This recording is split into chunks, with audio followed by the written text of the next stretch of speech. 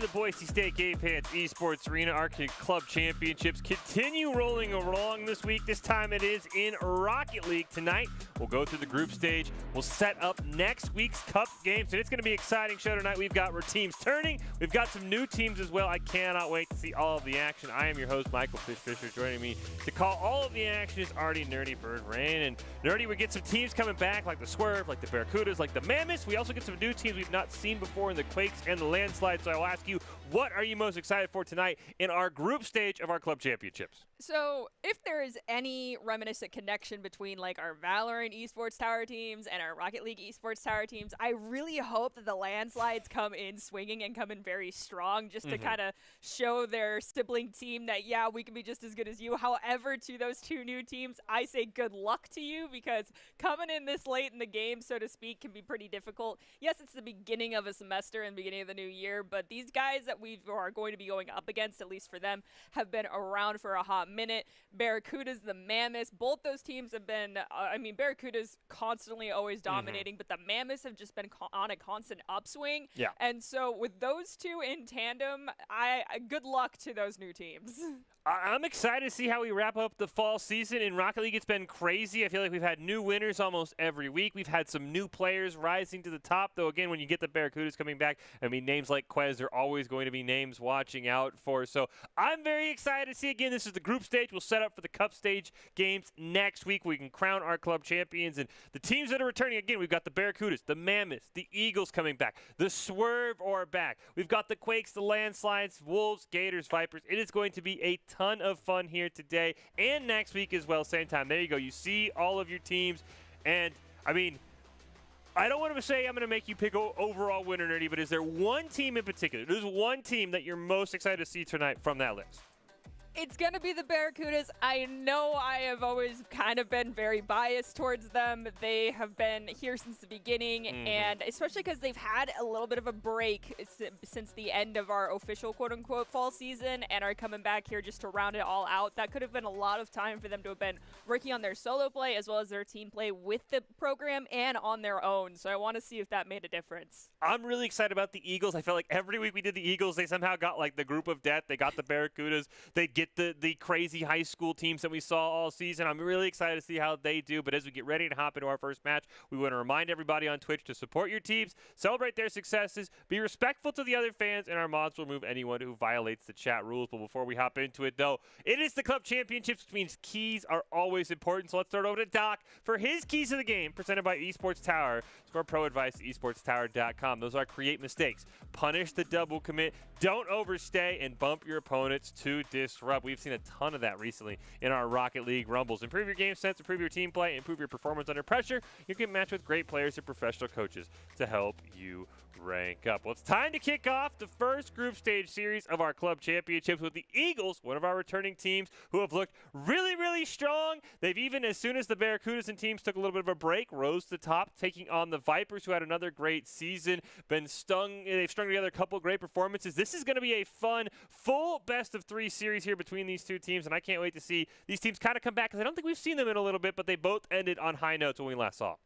I'm honestly on the same page as you with the Eagles. They've gone into our Tower of Doom every time. I feel like they're off to a slightly better start with our lineup this time around, but it's just going to get harder as they keep working their way up through it. So only time will tell, and I feel like this first game will definitely tell us whether or not they're ready to take on the challenge of the rest of the teams. Do you like going first or last in a big thing like this? I prefer to go last. I agree with you there. I don't like setting the stage, but these teams are going to do it. Eagles in the orange, Vipers in the blue. Z Hydra looks to clear that one away. Jababy can't quite get to it, and so far the Vipers hold off, but this Eagles team is talented with Thrift Wilds and Jababy. They're going to put up goals in a heartbeat like they nearly do right there. We have Jababy pass it to Thrift over there in the corner. They are maintaining possession, but Z Hydra gets in that passing lane, just spiking it high at the midfield, but the passing lane's interrupted again. There's a shot on goal, but that crossbar is just no one's friend. Thrift going to rip that shot. Waterfall it down in front of the net for a self-goal. What an own goal, or what a solo goal, I should say, to start that one off. An insane play there by Wilds, and the Eagles take an early 1-0 lead. We'll see if the Vipers can corral this ball and make a counter play. The ball has spent a lot of time on the Viper side of the field. They finally get it across that midfield stripe, but unfortunately the midfield grab is not going to be successful for them. They do maintain possession over here. Baby gets just a nice little tiny touch to play it around one of the Vipers members. Now has to beat around 2. Does that now as an open goal. We do have one racing back, but it's not going to be fast enough as they manage to find their second goal for the Eagles. Baby comes in there, Thrift trying to maybe steal that one away, but the Eagles an early 2-0 lead here. Looking like the team that we said, they ended on a high note as our fall season came to an end. Thrift looks to clear this one away, gets stolen though, a pass over to Toki. But Wild to just simply win that 50 ball and hit it down into the corner, where the Hydra clears it back at least for a moment. Hydra has to figure out how to get away from these two. Little help from, I believe that's Toki yet again. They do get it across the midfield. Wilds will spike it right across back towards the blue goal. Toki trying to figure out whether or not they get it away from Wilds or do something else. They do get it away from them. Will they be able to pass the green? They will not. Thrift will bump into them just to take it away for a little bit. This Vipers team has been really working on respecting each other's rotations, play calling during the games, trusting each other on the field. That is going to have to come in huge here. They're already down 2-0 against the Eagles. You get a double commit there from Greed and Toki. That's going to allow Wilds to sit it off the wall. Centers it up for Thrift. It's barely cleared away. Is there a follow-up from Jababy? He's just over the ball. And now a counterattack here for the Vipers to maybe get back in this game. Hydra had a great clear there. Now it's just a matter of whether or not Greed and Toki will be able to follow that one up. They did lose their dribble already. Greed now having to retreat back, has played around Wilds. They kind of collide a little bit. Toki comes in to help them out. The ball gets spiked high in the corner. Thrift will elevate and send it right into the corner of the goal. And there's really nothing you can do about that perfect shot. This Eagles team, and we talk about it all the time, the Esports Tower takes the time to create well-matched teammates. Thrift, Wilds, and Jababy have just meshed together so well once they finally got all grouped together. This is a scary Eagles team. They've got a 3-0 lead. Wilds going to look to extend that, gets it around one member, a huge demo from behind, off the side wall, but the clear is stopped. And now they have a breakaway chance for Greed here as the Eagles got a bit too aggressive. But Wild's going to win that 50, and that's going to just bounce into an open net. Well, I mean, the Eagles, they've been working really hard about being patient and making a big deal for them to allow for a time to take place for full rotations to happen on their defense rather than just committing and giving up on free goals. And they rotated back for their defense there. It worked out in their favor, and they got a cross-map goal and then follow it up basically off a kickoff there to find another one. The Eagles are setting the tone. 5-0 here in game number 1. Off the kickoff, Hydra with a momentary win for the Vipers. Still got a decent bit of time if they want to come back, but right now Wild's not having any of that. Centers it back. Jababy racing in, going to rip this shot off the top of the crossbar. Thrift can't quite get there in time. Now there's a chance for an open goal, but Wilds, he misses on it, and the Vipers get a goal.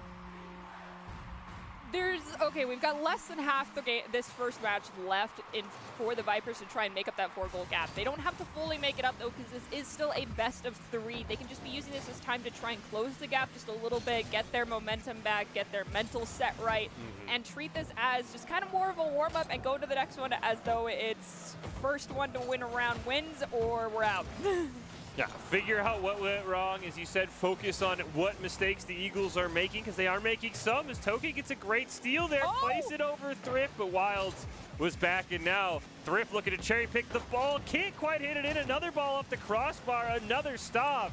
The Eagles over pursue, but luckily don't get punished as Wilds wins a nice 50 ball, and now they'll all retreat. They did take out Greed in the process as well there, so the forward push from the Vipers will be slowed down, waiting for that respawn. And already the Eagles have the ball back on the side of the Vipers. Hydra gets in there, steals his ball away, has to play it around Wilds though. Wilds just gets barely enough of a touch to spike it up. Now has a shot on goal with a follow-up tap from Jababy, and they'll find their 6th goal of this round.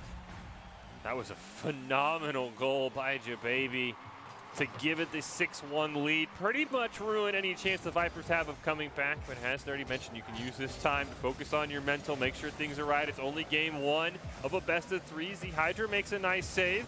Jababy's gonna try and put one more on the back of the net. Toki does have possession, but Wild steals it away, gets the demo on the goalie. And we get the Brazil. It's a 7-1 for the Eagles.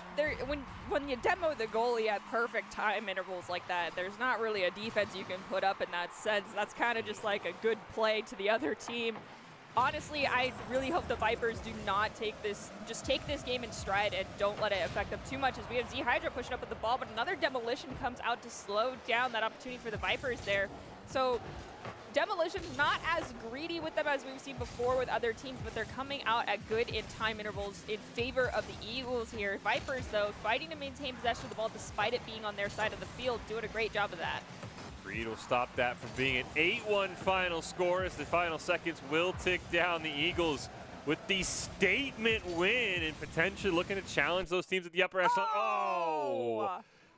Feel like that should have counted. At the end of the day, it doesn't really matter. It would have just barely changed the score line. It's still an Eagles win and a dominant one at that. And again, we talk about it. Going at it alone can only get you so far. If you want to increase your chances of success, you got to level up your teaming skills. And I said it during the game. The Eagles are that team that really highlight how the Esports Tower takes time to create teams of well-matched teammates. Jababy, Thrift, and Wilds, I believe we're all on separate teams at one point in this fall. They were phenomenal solo players. They slammed them all together. They worked out the bugs, and now this is a team that can definitely make a run in our club championships. I want to give a shout out to all the coaches. If you're watching, you haven't checked out the Esports Tower clubs yet, you should. It is the fast track to rank up. But again, you said it, only game one. Where do you look, though, for the Vipers? Because that's a lot of goals that were scored, and it was a lot of side control for the Eagles that they're going to have to fix in this next game. Well, okay, so the biggest thing, and this is a trend that existed prior, like, in the times of old with Esports Tower Rocket League, and that was demolitions win games. And if you looked at the demolition counters, it was the Eagles across the board were creating those demolitions to open up the field more. And so the Vipers need to start looking to do that against the Eagles, despite them getting that first goal in 10 seconds right there. So I want to see more demos and more disruption from the Vipers. Oh, what a kickoff from Wilds. So Z-Hydra was right there, and Wilds was the one adding to that goal total as Thrift loses out on the dribble, but unfortunately, Toki not able to clear it away. Does get launched down by Greed, who steals the ball for Wilds right in front of the net, and a great punish as it's tied at 1. One aside still have more, 4 minutes, 34 seconds. Plenty of time for this to go either way, but it's 0-0 either way for both sides right now. The Vipers obviously showing signs of life in comparison to what we saw in the first round. We had a great shot there to the back wall from Z-Hydra, but not enough follow-up from their team. So a little bit more faith in those rotations there is what they need to help follow that one through. So we have a weird double commit from the Eagles there. It's going to be their undoing of that shot on goal. Oh, we get a great touch there near midfield. Z-Hydra's going to have a 1-on-2, but Jababy steals it away. Toke with a nice dunk right over him. I think Wilds is going to get to this ball, and they will. They'll look to carry it in the back of the net. Greed making a fantastic stop, but they double commit on the ball. Another great save from Greed. Barely holds on as the Vipers defense able to stay strong. And it looks like Wilds tries to stop the ball right in front of the Vipers' goal, and when they do that, though, it will manage to get taken away by one of the Vipers players. Thrift has a shot in. It's going to get saved by a double commit between Z-Hydra and one other. I think it was Toki there. Now Greed's trying to go push forward, take this ball away from Wilds. They grab it off the ceiling drop, which is great, but now throwing around one of the Eagles players is enough to make them lose the ball, but it's still on the Viper side of the field. They need to get it clear here. Another big double commit in the net. You can't afford too many of those, but a huge miss by the Eagles. Unfortunately, that ball's just off target, and Wilds able to race back in time. Centered up in front of the net, though. Toke is there, gonna rip a shot. Yes! And the Vipers take the lead. I think right now the Eagles, their pace and momentum of going at this might be a little bit of their undoing. We talked about it earlier. They've been working on their patience. They need to work on it a little bit more because the Vipers are starting to realize that they're over-committing on things that they shouldn't be, and they're double-committing at those moments, and that's not something that they need to be doing. And the Vipers are going to continue to capitalize on it. Z-Hydra gets a great stop in mid-flight there. Thrift will grab it off the ground, but Greed will get another touch to keep it alive over here on the side of the Eagles. Oh, Toki takes a shot, but Jababy makes the save. Greed keeps it alive in front of the net. Jababy with a fantastic dunk to at least alleviate some of that pressure, though. Toke is going to take a shot. Wilds is there to turn it away. Look to make a pinch play with a great pass to Thrift on an open net, but it hits off the crossbar, and there's no follow-up, so the Eagles will have to retreat this time. Greed gets taken out right there. One of those demolitions to open up the field just a little bit, but it's not going to be in favor of the Eagles too much, and they've left the goal wide open. And the Vipers will find their third goal of this round with 2 minutes, 13 seconds on the clock. Vipers coming alive. Wasn't quite the demo, but it plays into Doc's keys. It was the bump attempt from Greed. I think it was Wilds who had to go airborne to dodge the bump. As soon as you do that, you can't get in position to stop that ball, and it's a wide open net.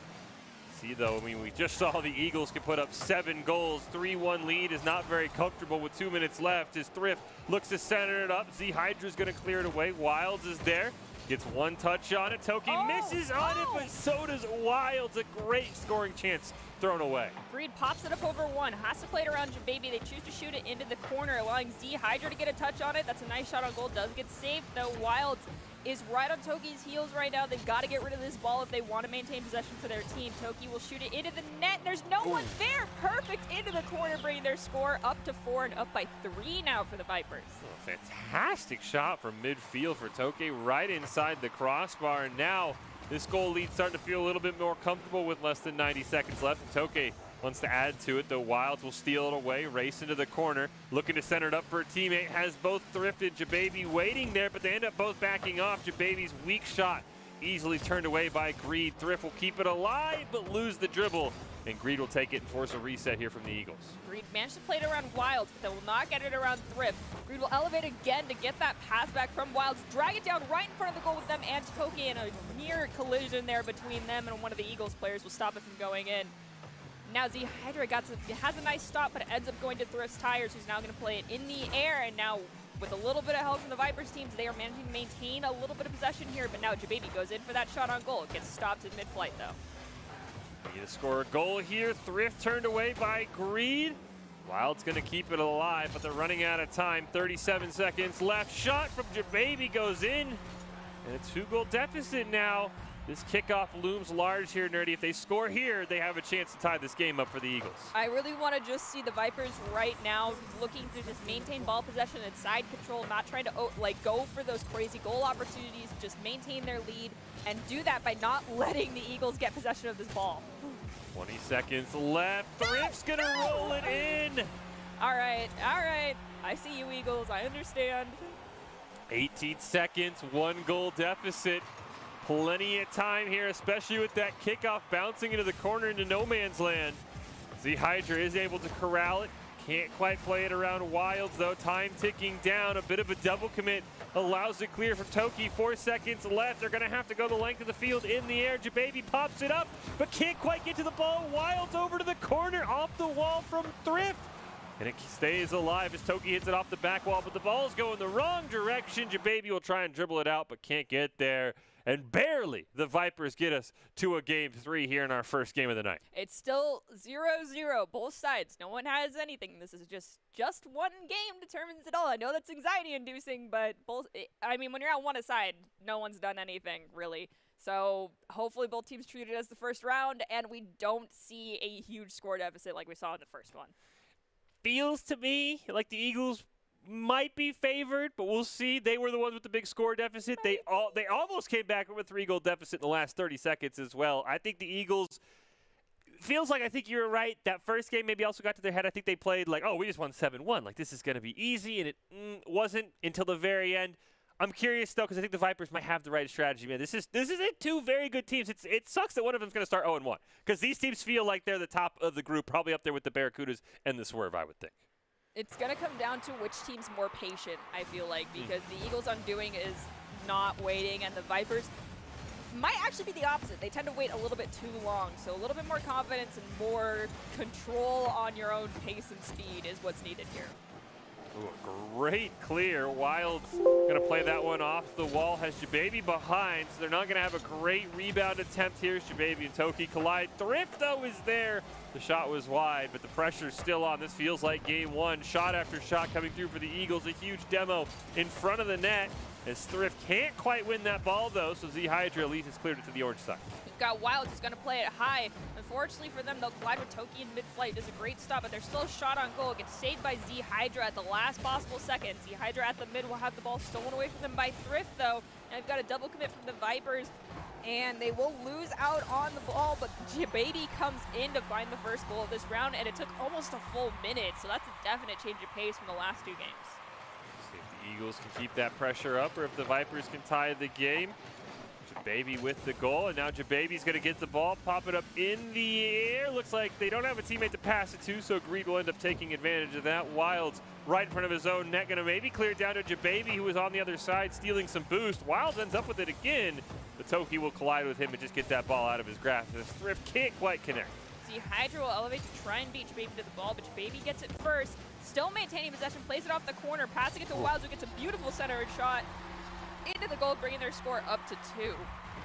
Anyone on this Eagles team can score from anywhere on the map, as Wilds is right there off the kickoff. No, oh, that's unfortunate. I think they went for the fake kickoff there, and sometimes that just does not work. And now it's a 3-0 lead, Nerdy, and the Vipers are the ones who have got to start a comeback here. And unfortunately, the ball's on the blue side almost the entire first 90 seconds. They just got to start passing more, getting in the faces of the Eagles. It's all you really can do. Don't let Thrift or Wilds touch the ball. I know that 60% of the other team did not let touch the ball, but that's what you got to do when they do that in conjunction with one another, bringing the score up to 4 for the Eagles. Baby gets the hat trick. Wilds gets the assist. Game 3 starting to get away from the Vipers, but there's still over 3 minutes on the clock. There is plenty of time and 30 seconds to goal, which is usually the going rate to come back in this game, as Toki's going to start out with a huge clear. Jababy will stop that one. Going to put it right in front of Greed, who pre-jumps the ball but just misses on it. So Jababy's almost able to steal it away. And the Vipers' possession loses a bit of momentum as Z Hydra tries one last attempt on net, but it's turned away by Wilds. The Vipers, they're a team that's progressed quite a bit throughout the fall season, and they really hit their stride coming into the club championships portion. Going into the Eagles is definitely a tough first lineup for them, but I feel like so long as they start getting the control of this game, controlling the pace of this round will be more in their favor. They may not be able to close this gap completely, but they can get close to closing it, and that should be the goal here for the Eagles. Well, sorry, for the Vipers. Tough test for the Vipers. The Eagles, one of the hottest teams when the club going into the club championships, had a couple of great performances towards the end of our rumbles, and now look to put the exclamation mark on this first series with a 4-0 lead. Thrift has it in the corner. Wilds is there, but they'll both end up just waiting for Greed to clear it down, and Jababy patiently plays the ball, which is something you stressed they needed to do, Nerdy, in this game. They've done such a great job, as Wilds with a great pass to Jababy. Jababy ends up passing on that one. Wilds going to take it themselves. Here it comes Thrift. Their follow-up is too high, though, and no 5th goal for the Eagles this time. Greed does manage to play it around 1, but they do have to play it around Jababy in the corner. That's a little difficult. Now Wilds has possession. Gets played in that corner pocket section. Jababy still maintaining a level of possession for the Eagles, as a lot of the Vipers players are just kind of coming in here trying to spike the ball away without a clear goal of what they're going for. The Hydra gets the ball, corrals it off the ceiling, plays it off the back wall. Will Togi be able to beat that other Viper Eagles player to the ball? They will not, and Thrift will get possession in the corner.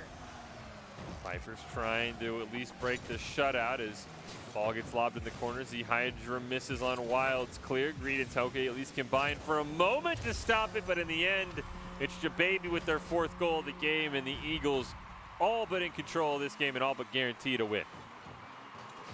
2 minutes and 12 seconds, I feel like it's a very, very tough situation to get 5 goals. But like I said, Vipers, honestly, right now, you should be looking to start closing the gap, not completely bridge it. As we do see Wilds get a nice spike here at the mid and maintain possession for themselves, but they hit the crossbar on that solo shot on goal. They needed the follow-up from someone, and no one was there. Now the Vipers have the opportunity to get a clear here, but they need to spread out a little bit because they're all kind of bunched up.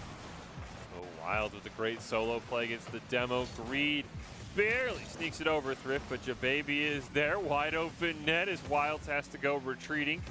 And now Thrift look to make a solo play down into the corner. Going to play the ball off Toki. Doesn't have any boost, however. Forces out nearly a triple commit from the Vipers. And in our final 30 seconds, it looks like it's the Eagles looking to just add another goal, as here comes Thrift. But the shot's off to the right. The Hydra, instead of going for the ball, decides to just run into Jababy there. That might have actually been a pro plan for them, as it forced the entire Eagle squad to rotate back. Thrift still has possession, though, with no one on them. Gives the ball to Wilds, who gets a great shot, centering it up for Jababy, but Jababy will collide with one other. Wilds tries to center it back up as we're hitting that 2-second mark. I think there's not an opportunity for another goal, but these players are going to try to keep this ball alive. At least for the Vipers, they're trying to at least put one on the net, and I understand that, but this is a hard situation to be in as the goalkeeper gets taken out. See, Hydra has a shot on goal, but it's going to hit that crossbar. Ball does get cleared away, and the Eagles with a statement win in Game 3, pick up the first win of our club championship group stage. A 2-1 series win over the Vipers, but a 7-1 and a 5-0 win. These Eagles are not a team to take lightly. And now we kind of get to see some teams as well. Again, we talked about teams returning, the Barracudas, the Eagles. Now we get to see another one of those teams in our next game. It'll be the Mammoths taking on the Wolves. Before we do that, just a reminder, going at it alone can only get you so far. If you want to increase your chances of success, just look at what the Eagles did. I mean, as Dirty said, you got to try and demo Wilds and Thrift, because when they don't get pressure on their face, they have insane passing plays. Their teaming skills are at an all-time high at a perfect time of the season. The Esports Tower takes the time to create well-matched teammates. I'm going to give a shout-out to all of the coaches. If you're watching, if you haven't checked out Esports Tower clubs yet, you should. It is the fast track to rank up. As I was saying, though, before that, we're going to jump into a highlight match. We'll take a look at one game from the series between the Mammoths and the Wolves. The Mammoths had a really good start to the season. I think had an undefeated run in week 2 or 3. They've been trying to get back to the top, though. They've had, I've been told, some performance issues where the coaches say on paper this team should be winning. They're just not translating that to results. We'll see if they can get a result against the Wolves, who have played in a few rumbles, but the Wolves have spent a lot of time with the coaching staff working on their game. So two teams who are trying to put in the work to get the results they want to see, because they're putting in a lot of work on the practice field. It just hasn't translated quite yet. I feel like part of the reason why the Mammoths might be struggling is the amount of pressure that's being put on them. I mean, from my perspective, watching them from the beginning of the summer season into now, they have gone leaps and bounds above what they once were. And honestly, I've always been the person that's like, focus on improving the process, not improving the outcome, because you don't have control over the outcome when it's in situations like this. And they have done phenomenally. And the Wolves themselves are a newer team in comparison to a lot of the other teams that we have here tonight.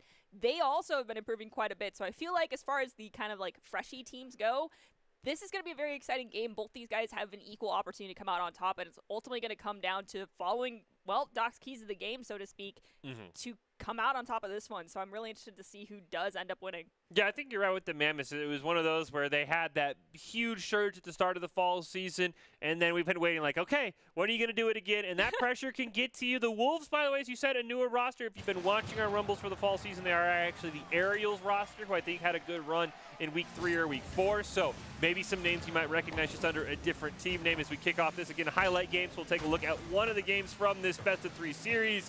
As we see there, Not Earth, Endercrafter, names we're very familiar with, who have had some spectacular plays. There's Protato as well, racing in, rips a shot, but it's high of the net, and a wide open goal nearly goes in, but it's just off the mark for the Mammoths. The ball does get spiked high into the ceiling. Protato will snag it away from, I can't read that full name of that other Mammoths player. I think that might have been Not Earth, not positive though. We do see the Mammoths get it back onto the side of the Wolves. Not clear who has more side control here, but Protato definitely is doing a great job of getting in those passing lanes and will pay for it in the form of demolition. Oh, we get a center back to Endercrafter, but it's going to get taken away by Drill, who carries it the length of the field. They land on their teammate. And they turtle the ball in. I think their teammate actually stole the credit for that, by the way. Whoops. Okay, well. It should have been a turtle goal. You should have been right, Dirty, but their teammate, they landed on top of them, and their teammate actually had the last touch. It's okay, it happens. At least it's a goal for your team, but Not Earth is going to repay that real quickly and even the score out to one aside.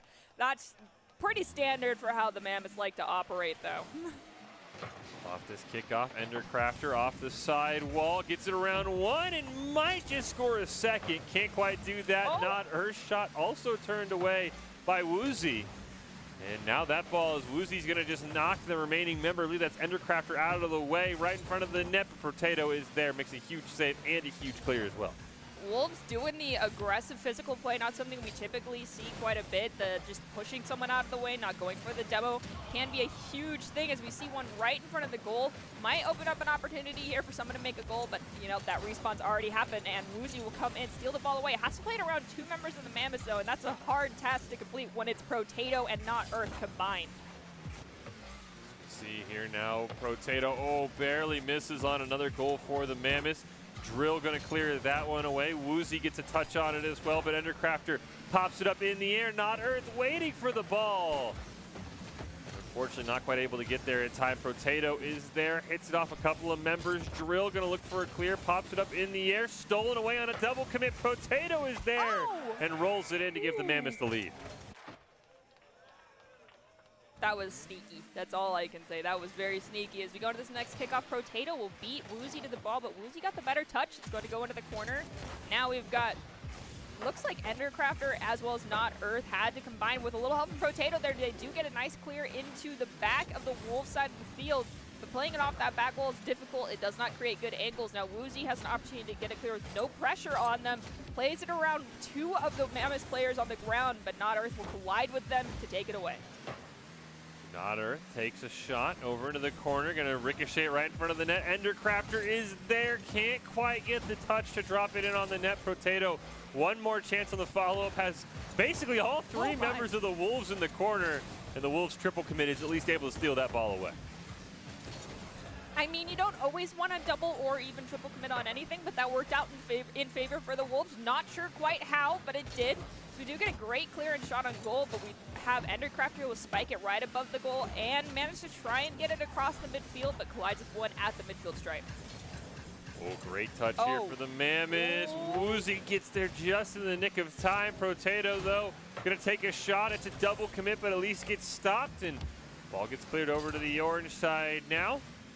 Remember, the Wolves goes after it. Drill ends up with possession. Potato off the sidewall. I don't know if there's a goalie back. Woozy gets back just in time to be able to stop that one from going in on the net. Woozy is a lot how we saw Potato early on is a lot how Woozy is playing right now. Definitely someone who's kind of all over the place, but you can count on them to be back at the goal when needed, and they've not missed out on an opportunity to rotate back yet for their team. So hopefully we'll see more improvement from that as this game goes on and in the future. But right now the Wolves are pushing forward. The ball does get turned away, but it has not crossed the midfield just yet, and it will with Potato colliding with one of the Wolves members. Ball gets cleared away. Drill ends up with it. Gonna now try and dribble it back the other way. Endercrafter will at least bump him off the ball to stop the dribble. They've got Woozy racing down. Potato will win that dunk at midfield, though. Steal the boost away. Endercrafter just trying to help kill time. The Mammoths have the lead, but a great chance here for the Wolves right in front of the net. But it gets cleared away by Not Earth. And we have Potato coming in, dropping it down right into the corner. Has to play it around two of the Wolves members. Will take out one of them to make the job easier. Endercrafter spikes it high. It goes into the corner. Drill elevates, though, to drop it down to one of their teammates. However, the ball's still here on the side of the Wolves. Endercrafter sends it into the corner. Will the Wolves be able to get the clear? They will not, because Endercrafter still maintaining possession, plays it off the back wall. Will Potato be there, or will Not Earth find the center? They will not. It's still Endercrafter doing all the work right now. 5 seconds left for the Wolves to try and go the length of the field. Not Earth gets a great win on the ball, just has to touch the ground if you're a Mammoths fan, and it will touch right in front of Woozy. And the Mammoths will pick up the win in that series. But a very close one. Again, the Mammoths with maybe a little bit higher expectations than the Wolves, but a 2-1 series, a 2-1 game that we saw at least that felt very, very close. It feels like the Wolves might be a sneaky team that might sneak up on some teams, because I thought the Mammoths would take care of that with ease, and they didn't. Yeah, I mean, it's a little strange to see double and triple commits working as much as they did for the Wolves, but I guess at the end of the day, if it works for you, don't stop doing it, but you need to keep in mind that it is very telegraphed and very easy to come around and figure out how to beat that. And in all honesty, had the Mavs decided to go kind of Demolition Derby style onto what they were doing, that game would have gone more in favor of the Mammoths than it did. So let's just hope in the future the Wolves figure out new strategies beyond that.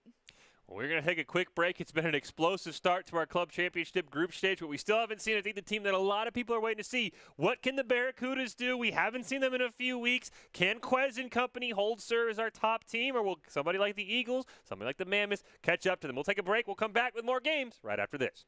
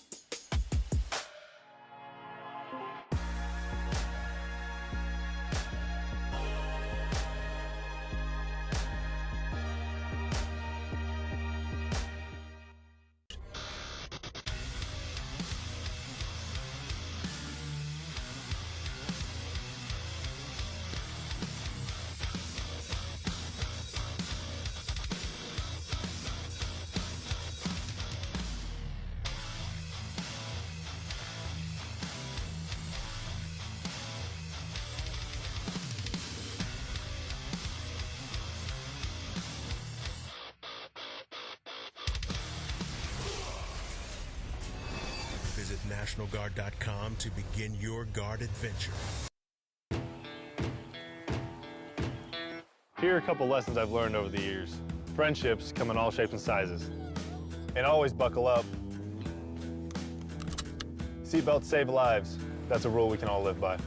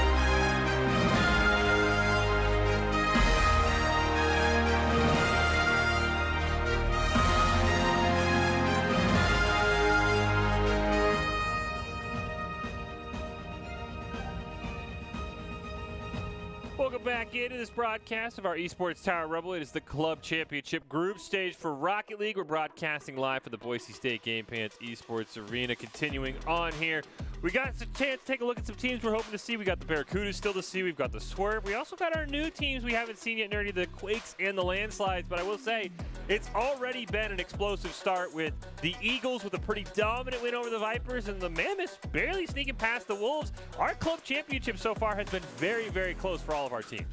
It has, and I feel like because this is the championship, a lot of these teams have had plenty of time to play with one another in just scrimming as well as scouting each other.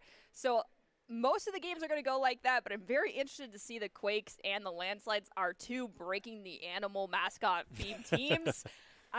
It makes them stand out even more, but they're new, so I'm interested to see what they have to come at least later tonight. But coming up in our next match. No, you're in luck. That's actually our next match. Is Quakes Landslides. Right. You are in luck. We will go away from our animal mascots. That will be our next matchup. Before we do that, though, we do want to take a moment. We want to congratulate all of our Esports Tower Club members who have graduated from the clubs and have been offered scholarships across the country over the last 3 months. Esports Tower Club members have received over $1.2 million in scholarship awards. These students have not only worked hard on their in-game play, but have worked hard academically as well and have earned these scholarship opportunities. Players receiving these are talented, hardworking, driven. We could not be more excited and proud to see all of the opportunities that these players are getting and the opportunities that they'll continue to get in the future. So a big congratulations to all of them. And who knows, some of those numbers might be influenced by the players we're about to see in our future games here. And as we said, as we got hyped with 30 there, it will be Landslides Quakes. It will be a full best of 3. And I think I'm with you as someone who watches a lot of the Valorant ones. I'm curious if there's any carryover because the Landslides kind of dominate our Valorant Rumbles most of the time, and I'm curious if their brethren, if you will, on the Rocket League side of things will take care of business. And, hey, we'll help them out. Maybe they're just making the transition over from Valorant. I don't know. We'll give them Doc's keys to the game, though, presented by the Esports Tower. Score pro advice at esportstower.com. Create mistakes. Punish the double commit. Don't overstay. And it says bump to disrupt, but we know it's bump to demo, Nerdy, because that's exactly what we saw in our first 2 games. Improve your game sense, improve your team play, improve your performance under pressure. You'll get matched with great players and professional coaches to help you rank up. Well, let's get going. It's Landslides taking on Quakes. Cannot wait to see what these teams will do. We've heard they've had some great players. Looking forward to the action. And here we go. We'll kick it off. All of the series. Hopefully we'll maybe get another 3-game series as we kick it off here. We got, I don't know, we got green and orange and blue and orange. So we'll say Landslides in the green, Quakes in the orange here. We'll see what they can do. Yeah, the different colors, maybe that is what they're going to stick with the new name themes. Is we got Crumbles there getting a little bit of a clear, but they do not follow it up, allowing someone to follow right back in. Red is maintaining a lot of possession here on the green side of the field. Not something you want to see, but no goals have been scored yet. We're already crossing that first 30-second mark, so it could be pretty back and forth. Chrissy gets a nice shot on the goal, but the crossbar's not their friend. They follow it up. Crossbar still not their friend. They may want to go to couples counseling. We'll have to see in the future if that works out. Chrissy, though, still maintaining ball possession, trying to play it around a couple members here. The green side, Crumble does eventually steal it away, pop it over one of the red players' hoods. but it looks like Red will ultimately end up with the ball even though it's on their side of the field. Ooh, double commit in front of the goal there for Pinky Boy Blue and Chrissy. They luckily are able to survive that as Crumb's going to pop it up in the air. Teammate's going to rip this shot, hits off the crossbar. And Amazon able to stop that one. All 6 members are full committed, and that's going to be, yeah, that's a coast to coast. You cannot full commit. That is a fantastic animation, by the way. Have not seen that one. Very Tron-esque. Okay, so we've got Maple. I think we're going to call that JC. I can't really see which team is which yet. We'll figure it out now. Green, I would assume the landslides. Yeah, Crumbs, JC, and Maple Syrup for them. Pinky Boy Blue, who we've seen before. Amazon and Chrissy for the Quakes, we believe here. As Amazon going to take this one, pop it right in front of the net. Nearly goes in until Maple's able to make a fantastic save. That was a great shot from a crazy angle. And it still looks like they're going to maintain a little bit of side possession, but Crumbs will get it across the midfield, dropping it down. Maple Syrup will be there for the follow-up, centers it up to Crumbs. It might just roll in, and it does. I don't know how that worked out, but it did. That just rolled between 3 players. And that, I don't know how that ended up going in, but it did. We get ourselves a tie game as Amazon tries to double tap it off the wall. Not quite able to find it, though. Now another shot gets ripped on net.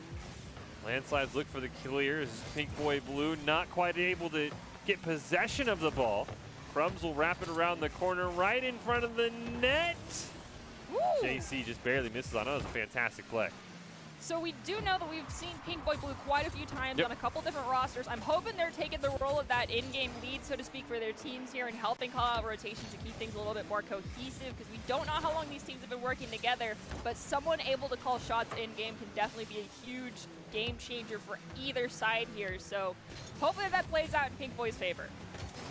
JC gonna try and take a shot, but Chrissy steals it away, pops it up over Maple Syrup. Amazon off the rebound rips his shot.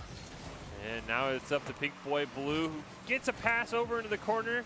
Amazon ends up winning the race to that ball. That was a chance to center it in front of the net. Maple Syrup with a great stop would have scored an own goal there. That's some great awareness from Maple Syrup. Chrissy does barely steal it away, but they're still keeping it alive here for, and there's the goal for, that was the landslides, correct? Yep. Yes. Goal there for Crumbs. And now we'll see what the landslides can do with the lead here in the final 2 minutes as Pink Boy Blue plays it off the wall. Shot just wide of the net for the landslides. As the Quakes look to find a clear follow-up. Oh, that would have been a great pass, but unfortunately could not quite connect to Amazon there. Now JC has it in front of the net, but Pink Boy Blue will just stop that one in its tracks. And Chrissy grabs it in the air, but unfortunately does lose out because they throw the ball a little bit too far in front of themselves. Still maintaining possession here are the Quakes on the side of the landslides. One of them will get demoed very quickly, allowing the landslides to start turning this one around as Pink Boy elevates and collides with Crumbs, but Crumbs maintaining possession. Despite that, has the ball finally spiked away from them, forcing them to retreat. Oh, another great chance here for the Quakes, but it's cleared away quickly right near the midfield stripe. Amazon gonna pop it up in the air. Starting to run out of time here if you're a Quakes fan, however. Only 70 seconds left. JC gonna get the clear. Crumbs tries to speed that ball in net. It rolls off the crossbar, and that's a 2-goal lead. 1 minute, 6 seconds. It's easy to bring back those 2 goals, but it's not easy to maintain that lead if you get overzealous. If you're rooting for the landslides here, you got to make sure that they maintain those rotations and don't get too cocky, so to speak, as they maintain their lead.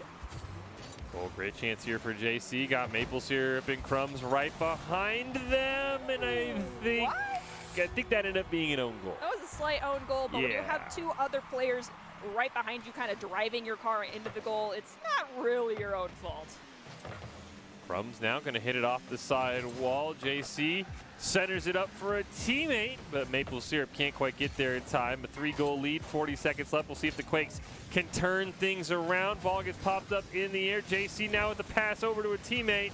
But some great defense there. Unfortunately, defense is not what the Quakes need. They need offense to try and shrink this goal gap if they want to pick up a win in game 1. It is still a best of 3, though, and their offense is starting to come alive with another Tron goal animation. I love that. 2 goals at 23 seconds, that's a hard thing to do unless they get one off this kickoff for the Quakes, and it looks like it went more in favor of the landslides there. And they are definitely playing more defensively, as you mentioned, Fish, so they're going to have to change that in the next game if they want to come out on top. 10 seconds left. Don't think there's enough time for 2 goals, but you can definitely get the lead back within 1 and feel confident heading into game 2. As Nerdy said, this is a 3-game series, so there's still plenty of time to come back. 0's on the clock means the game's over as soon as we touch the ground, and there's no way for the Quakes to come back. There it is. The Landslides pick up the win, and they go up 1-0 in the series. Well, if you want to be seen by expert college recruiters, talk directly to esports industry insiders like pro athletes, team general managers, and game producers, then join the club.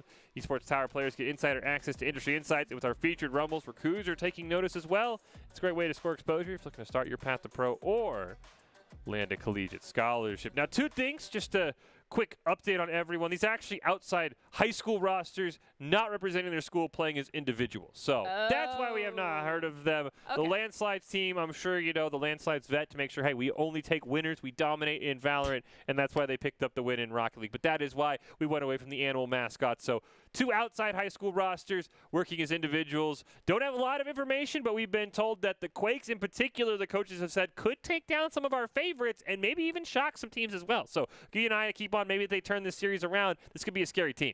I mean, we've seen plenty of times where the first game is very lopsided and the other team that was down quite a bit comes back swinging, and the Quakes already score the first goal 2 seconds in, probably off a kickoff there. Yep.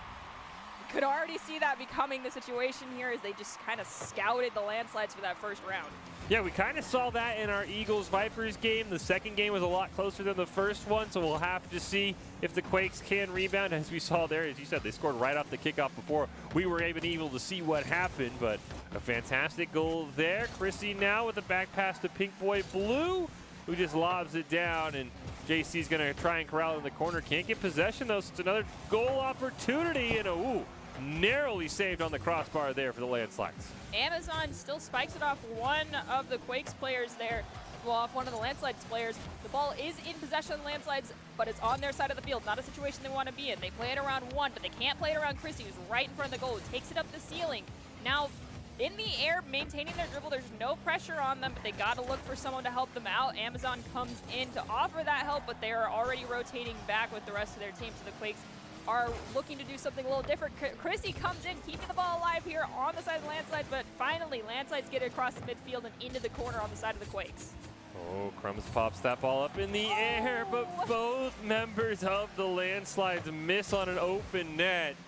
We'll see what the counterattack could do as Amazon plays it off the back wall. Pink Boy Blue forces out a double commit. Chrissy tries to dunk it over. I believe that was Crumbs, but couldn't quite get it done. JC going to retreat back into the goal, and crisis averted there, but the Landslides would have loved to have gotten that goal. Now you got Pink Boy Blue trying to get it across the midfield, but a member of the Landslides does manage to stop it. Still, though, Quakes to have possession. It goes into the corner, is turned away by Chrissy. Now off the ceiling, one of the Quakes members is doing some fancy tire work. Will drop it down. It collides with Crumbs, though, allowing the Landslides to take that ball away. Maple Syrup now bringing it up into the corner. Has to play it around 1. Will they center it up for Crumbs? They will, but Chrissy gets in that passing lane, which is barely tap it to the side. JC looking to drop that one on the net. Crumbs tries to steal it away from Chrissy, who maintains possession, gets it around Maple Syrup. Ball gets popped up in the air, though a member of the Quakes still able to maintain possession. Crumbs with a nice dunk into the corner, but the Quakes stopping every clear attempt the Landslides have. Great chance there for Maple Syrup, but the ball just way too slow and an easy save for Chrissy and company. I mean, when your defense is really solid, 1 goal can really be all you need to maintain your lead, as we do see Chrissy get the second one for the Quakes. So if they keep a solid defense going and don't let a single ball in, it doesn't matter how many shots on goal they take because they'll have the lead solidified. But 2 minutes and 35 seconds is a long time to prevent any ball from crossing that goal line. Chrissy looks to take another shot. Oh, Amazon just misses, and just like that, the Landslides back in it. Down by only a goal here, looking to wrap up this series. Meanwhile, the Quakes won a game 3. Chrissy off the kickoff. Got a teammate waiting, but JC able to clear that one away. Amazon goes for the challenge into JC, forcing them to spike the ball high at the midfield. No one has clean possession. Maple Syrup allows JC to come back and grab it off the wall, but one of the Quakes members will stop it, pass it to Chrissy, who's going to elevate, bring it above 2 members of the Landslides, dropping it down. They have Amazon behind them. They center it up, but JC gets in that passing lane, and with a little help from Crumbs, they stop that ball from rolling into the goal. Crumbs, I think one of the pass to Maple Syrup, and that's a dangerous pass to make in front of your own net, and Chrissy makes him pay. Another goal for the Quakes, a 3-1 lead, and game 2 starting to trend in their favor, though. JC with a great win off the kickoff now has a chance to center this one up in front of the net, but nobody can get there in time, and Pink Boy Blue and Amazon should be able to combine to clear this one away. They do. It crosses that midfield stripe. JC is rotating back quickly. We've hit that 100-second mark just in time for the Quakes to score their 4th goal, bringing them up by 3. 99 seconds is plenty of time for the Landslides to bring this back, but they need to start changing something up in order to get that ball into the net. Off the kickoff, ball goes straight up in the air. Chrissy ends up winning that and puts the ball on the back of the net. Amazon with the follow-up. It's a bit high. Pink Boy Blue can't stop the clear from JC. It's nearly a wide open net. The pass to JC, but that ends up changing the ball trajectory, and it goes wide of the net. Another near miss for the Landslides, and they'll have to regroup on defense. They have an opportunity to get it clear here, but they don't find it as Pink Boy waiting at that midfield stripe stops it, sending it back into the corner. Crumbs and Maple Syrup both kind of bunched up a little bit, not something you want to see, but the Quakes doing the exact same thing, maintaining possession, but right in front of the Landslides goal. JC, can't quite get the touch on it, but Crumbs can. Amazon with the stop right in front of the net. Chrissy and Maple Syrup collide. It's all up to JC, but the ball goes over their head. Crumbs now retreats in time to stop a free goal, but time is ticking down. 40 seconds left. The Landslides need 3 goals in a hurry. This could be a chance, but Chrissy easily wins the race to that ball, plays it off the wall to themselves, gets it around one member. Amazon's going to lob it down on a great pass. But Maple Syrup will at least stop that one before it goes in front of the net. They drop it right onto Crumbs' hoods, who's going to elevate again, playing it around 2 members of the Quakes, dragging it down into the corner. Amazon comes in, stealing it away.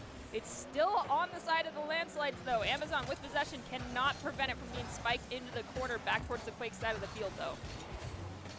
Oh, JC barely misses on that one. Hits it back the wrong direction. There's only 3 seconds left, though, so we are going to get ourselves a game 3 between the Landslides and the Quakes as the ball touches the ground. I think Chrissy ended up having 3, if not all 4 goals. So if there's a player to watch out for on the Quakes, if there's a player to focus your aggression, which I don't think we've seen a single demo in this series, Chrissy might be your target if you're a Landslides player, because they absolutely took over that game 2 to make us get to a game 3. Sorry if you end up playing most of that game on the respawn screen, Chrissy, because that actually is a very valid strategy. Also, trying to get Pink Boy out of that mid-zone area, because they're stopping a lot of those clears, even if they're on the ground or in the air, and someone's always rotating back to take the place of Pink Boy when that happens. You've got to figure out how to stop those clean rotations for the Quakes if the Landslides are looking to come out on top of this next game. Well, let's see who comes out on top. It's game 3, our second one of the night. Quakes and Landslides. Who can move to that 1-0 mark? Who will unfortunately suffer their first loss of the club championship group stage as we kick off game number 3. Oh, a missed touch there as JC ends up stealing it away, but there's Chrissy again in that corner, but a bad carry that time allows Crumbs to steal it away. You've got 4 members, 2 from each side, kind of bunched up in that corner, not giving anyone a nice opportunity, but a great clear from Chrissy there will bring it all the way to the back of the Landslides area. It does get cleared again, but Pink Boy at the midfield, like I said earlier, stops it again from getting cleared. Crumbs chasing after that ball. Amazon gets the better touch, though, sending it into the corner of the Landslide side of the field. Oh, double commit there from the Landslides leaves Maple Syrup, and there they are again. Chrissy with the first goal of game number 3 off of a very unfortunate double commit for the Landslides. We'll see if they can regain here off the kickoff. Maple Syrup with a clean win. Crumbs going to pop it up in the air, look to get a nose on it. But Chrissy, I don't know how they win that race to the ball. That was some fancy aerial play there. They kind of like did a barrel roll around that Landslides member. That's a highlight reel moment for sure.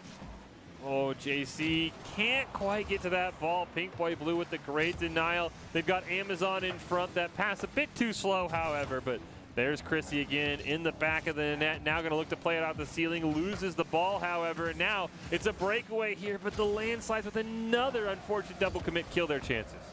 They need to have someone starting to call whether or not it's there is a double commit. They need someone just in the comms communicating with one another, making sure that doesn't happen, because the Quakes are capitalizing on all of those mistakes that the Landslides are having happen to themselves right now. Amazon gets a great shot into the corner here, but cannot maintain possession. We do see Chrissy coming in, stealing the ball away from one of those Landslides members. Maple Syrup, though, will keep possession alive for the Landslides. Oh, great shot by Amazon, turned away by Crumbs. JC trying to dribble it out of their own side. Crumbs will end up helping out, now racing down. Gets the ball around Chrissy with an unfortunate touch, but a nice pinch from Amazon, and Chrissy clears that ball all the way back out of harm's way. 3 minutes left here in game 3, 1-1 between these two teams. And now everybody's in front of the net. It's 5 cars sitting there.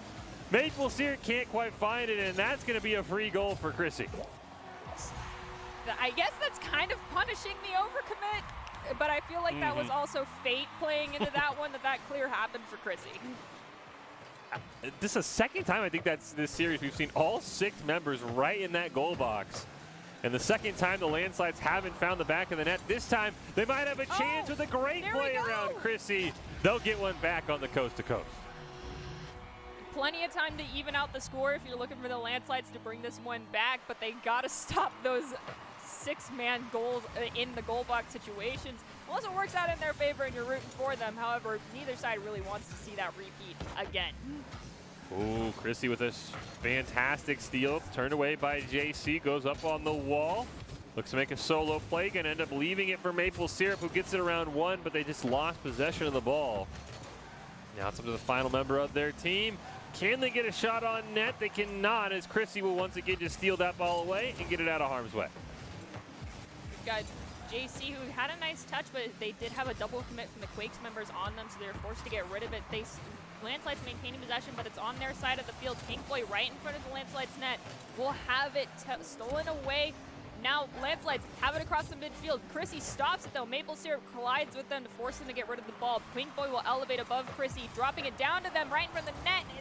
Just barely saved by JC. Oh, that's another wide open goal. Maple Syrup puts it in, and it's 2-2. Now it's the Quakes who are overcommitting. Who would have thought they had no issues all series long? Can Chrissy or someone else on the Quakes put them back in the lead? Chrissy with the carry, gonna leave it down for Amazon, but a double commit save for the Landslides, and now they can be on the offensive. They play it around Pink Boy. Crumbs passes it back to Maple, who will play it off the wall line. Pink Boy to get in there with a slight double commit between them and Chrissy, but Amazon gets a touch. Crumbles will get a touch. There's no one for the Quakes at the goal, but it does eventually get stopped by them. It's still here at the midfield, though. Someone's got to maintain possession. It's going to be Pink Boy in front of the Landslides net. Now they're going to push JC away. Will they have the opportunity to get a shot on goal? They will not, as Crumbs clears it to the mid. JC racing down, trying to get it around Pink Boy Blue, gets bumped out of the way, and Chrissy barely clears that one from in front of the net. Gets a demo as well, but Crumbs isn't dumb yet, neither is JC. Off the side wall, another chance for Pink Boy Blue and company to clear it. JC's gonna take the shot.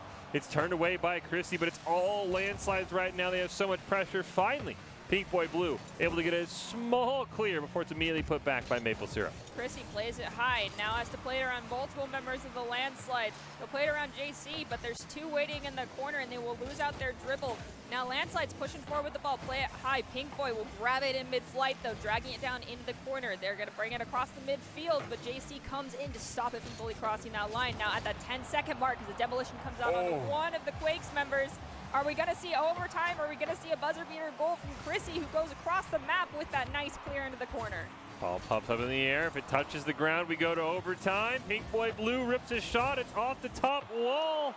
And the ball gets grounded and will reset game 3. Landslides and Quakes. Winner moves on to 1-0. Who will come away with the goal?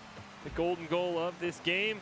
JC and Pink Boy Blue in the corner. Here comes Chrissy. They've been the hero of this series. They're going to hit it off the side wall. The double tap goes wide of the net.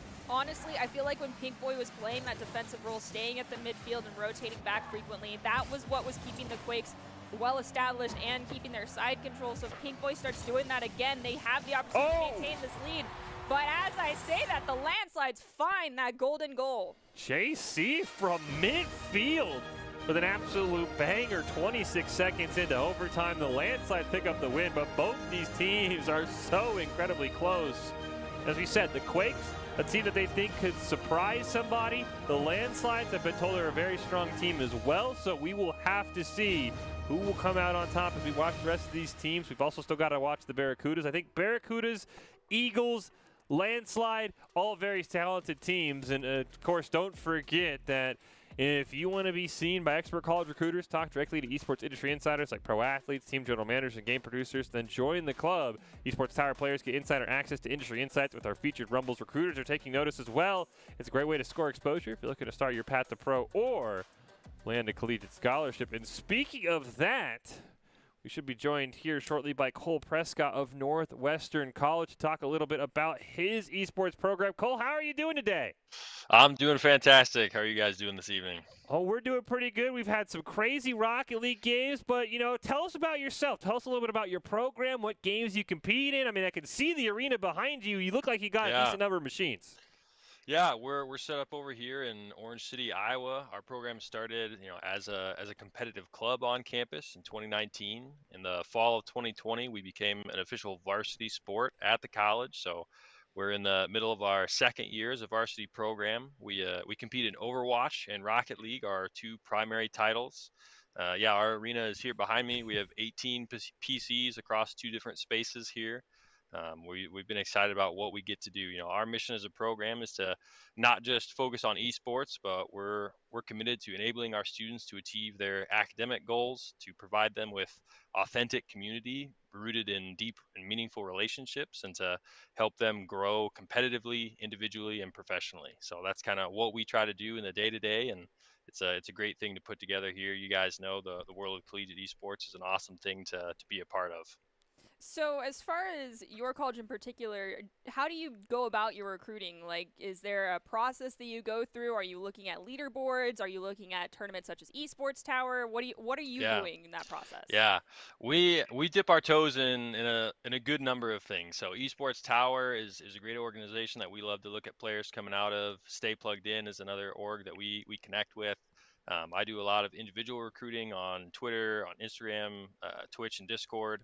So we put our feet everywhere. As far as the social media accounts go, players can find us at NWC Esports on Twitter and Instagram and on Twitch. Our kind of process that we like to go through with players, we have a recruit form that we have students fill out, give us an idea of kind of their experience and skills and the things they're looking for. And then we kind of go through a process of interviews and tryouts and scholarship offers following up on that. And we know, you mentioned Esports Tower is one of the things you take a look at, and we were in our club championships, and schools have been paying close attention to that. So is there anything you've seen from any player or any of the teams that's really impressed you from the Esports Tower Club?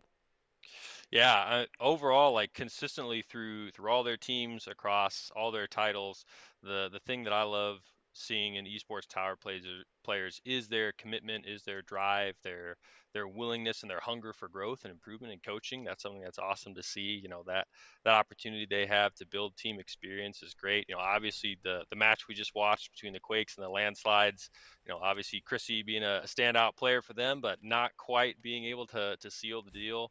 There's a lot of individual talent in all of these players across the program, but I think what makes esports tower players stand out is kind of that overall commitment to being esports players and not just video game players. Like they're invested in that whole skill set top to bottom, and that's something that I love to see. Cole Prescott, Northwestern College. I appreciate you joining us. You said you guys do Rocket League and Overwatch and NWC Esports on social media to reach out to you guys, right?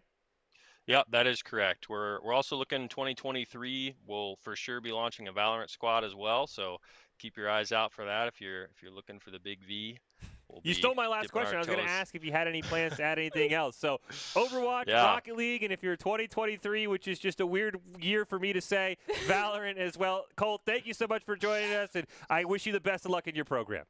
Thank you so much for having us, and good luck with the rest of the broadcast here. Looking forward to the rest of these matches. And I think the one thing I really do like about this, Nerdy, is, you heard him say, started out as a competitive club on campus. I think in 2020 just got added to that varsity level where we're seeing, I think, a ton of programs get added. So it's a great thing to see that collegiate esports is just exploding in terms of, I think it's like over 400 colleges now offer some form. So it's great to see that, and just means more opportunities for these Esports Tower kids to be able to stick close to home, maybe go somewhere else and see a different part of the country. It's really phenomenal, honestly. And it's more than just esports. I mean, there's broadcasting involved, there's social media aspects, there's production. There's so much that goes into this community, and it's really awesome to be able to see it grow and just keep getting bigger and bigger. And unfortunately, a little bit of that is kind of due to COVID. So much attention got focused on these programs that it allowed them to explode. Yeah, I mean, the one great thing, esports you can do, online. There's no worry about, my Rocket League car cannot give you any illness that I have. That is perfectly great. So we'll get back to the Rocket League again. Huge shout out to Cole for joining us. These club championships have been amazing. But now, you said you wanted to see landslides, quakes. We got that. I think it's the time for the game everybody wanted to see, at least myself. The Barracudas going to be taking on the Mammoths. The Barracudas are back. They're looking to make a strong run. They've held that top spot forever.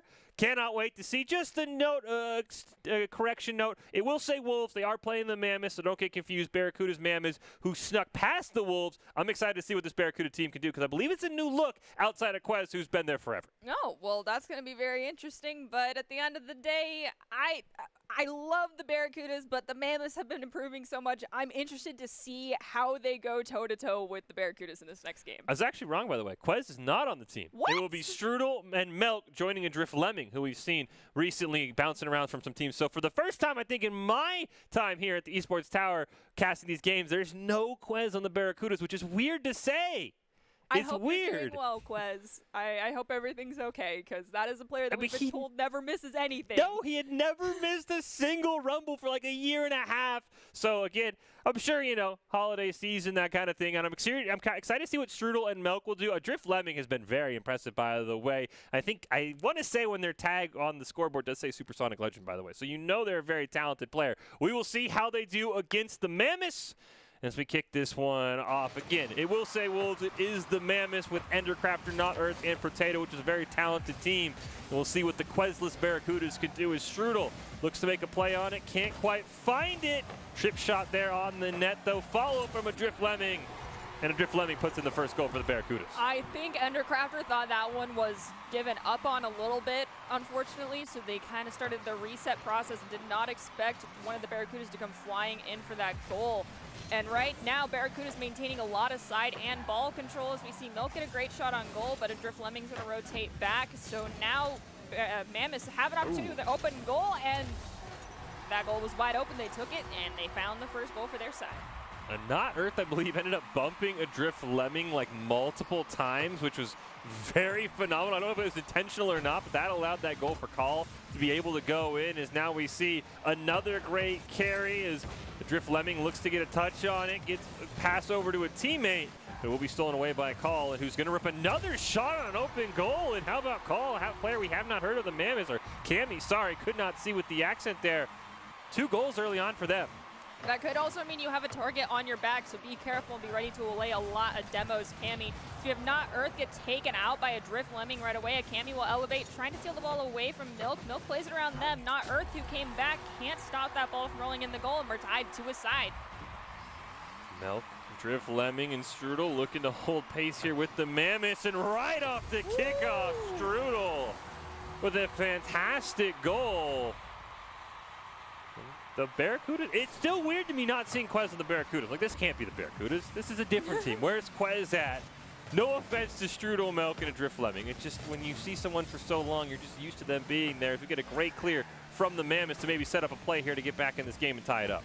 And the elevation there will not work out for Not Earth. And Milk will end up with the balls playing around 2, playing around 3, and just barely doing anything to neither just drop the ball right in the net, bringing the Wolves up to 4 right now. Another kickoff attempt here. This time, Cammy will not allow Strudel to get one right off the rip. And Endercrafter going to pop it up in the air. Great chance for either Not Earth or Cammy. We end up getting a 4-player collision right near midfield. And finally, the ball is cleared away. Cammy with the back pass to Not Earth, who play it over Adrift Lemming. Up in the air, now a great chance here for the Barracudas. It's off the top of the wall, though, and a great save as well as Milk's follow-up just wide of the net. Adrift Lemming backing up, trying to get a great shot on that ball. Unfortunately for them, Endercrafter comes in and gets a touch on it, bringing it across the midfield. A double commit from the Barracudas will result in a demolition coming out. Still, though, maintaining possession as the Wolves here on the side of the Barracudas. Oh, way to be patient on that one. That could have been an own goal. Now the Barracudas have the opportunity to bring it across midfield. Never mind, Endercrafter will stop that from happening. Strudel's going to clear that one away. Adrift Lemming can look to clear it up the field. Going to try and get that boost. Not able to find it. Great save by Not Earth, however. And the Mammoths stay close in this one. There's still plenty of time left as Cammy looks to put a shot on the net, but it's just wide. Cammy trying to stop the ball at that midfield. Not Earth and Endercrafter rotated back. Not Earth will find a demolition onto one of the Barracudas members, opening up the field a little bit. It was Adrift Lemming who got taken out, so definitely a powerhouse going down for 3 seconds can turn things around. Cammy gets a nice shot across the midfield, will collide with Milk. Endercrafter elevates to try and drop the ball down. They don't get a clean touch, but their teammates follow it up as I think Adrift Lemming, yes, just took out one of the Wolves members. Oh, Strudel, what a pass. I thought, I was like, wow, that's a shot that's wide, but that was a fantastic pass to Adrift Lemming. The Barracudas now up 5-2. New players, same result. The Barracudas continuing to dominate, be one of the better teams in our Esports Tower Rumbles. You see Endercrafter and Kami trying to get back in this one. They'll both miss on it, so Strudel will take advantage there. It's a 1-on-3 for Not Earth, and Milk will lob it in for another goal. I honestly did not think that angle was the right one, but they still found the back of the net, so nicely done. It's still a best of 3, so being down by 4, that scoreboard 4-6 is kind of rough to see if you're rooting for the Wolves right now. They have an opportunity to bring it back in the next round, but they're going to have to start taking out Adrift Lemming because Adrift Lemming is taking them out too much. Not Earth, I believe, gets one back for the side of the Mammoths. And again, you said this in our last series, we've seen a lot of game 1s be blowouts, and then the game 2, the team that got blown out kind of came back, even as most of the time has won that game. So maybe that's what the Mammoths are going to be able to do, though they are only down 3 goals, and there's still 90 seconds left as Strudel and Endercrafter kind of have a little bit of fun with that one. It ends up right in Strudel's lap, however, going to pass it over to Adrift Lemming. And a great stop there by Not Earth as Milk now looks to put it on the back of the net, extend that lead, but Endercrafter is there for the clear. Endercrafter has to play it off the wall. It does get centered up for Not Earth, but Cammy ends up with it, plays it around 1, but can't play it around Adrift Lemming. And Adrift will manage to get across the midfield and will take out 1 in the process. Now Milk has the ball, passes it over, but Endercrafter gets in that passing lane, causing enough disruption for them to lose possession. Cammy now has the opportunity to bring it across the midfield, but it gets stalled out right at that midfield stripe.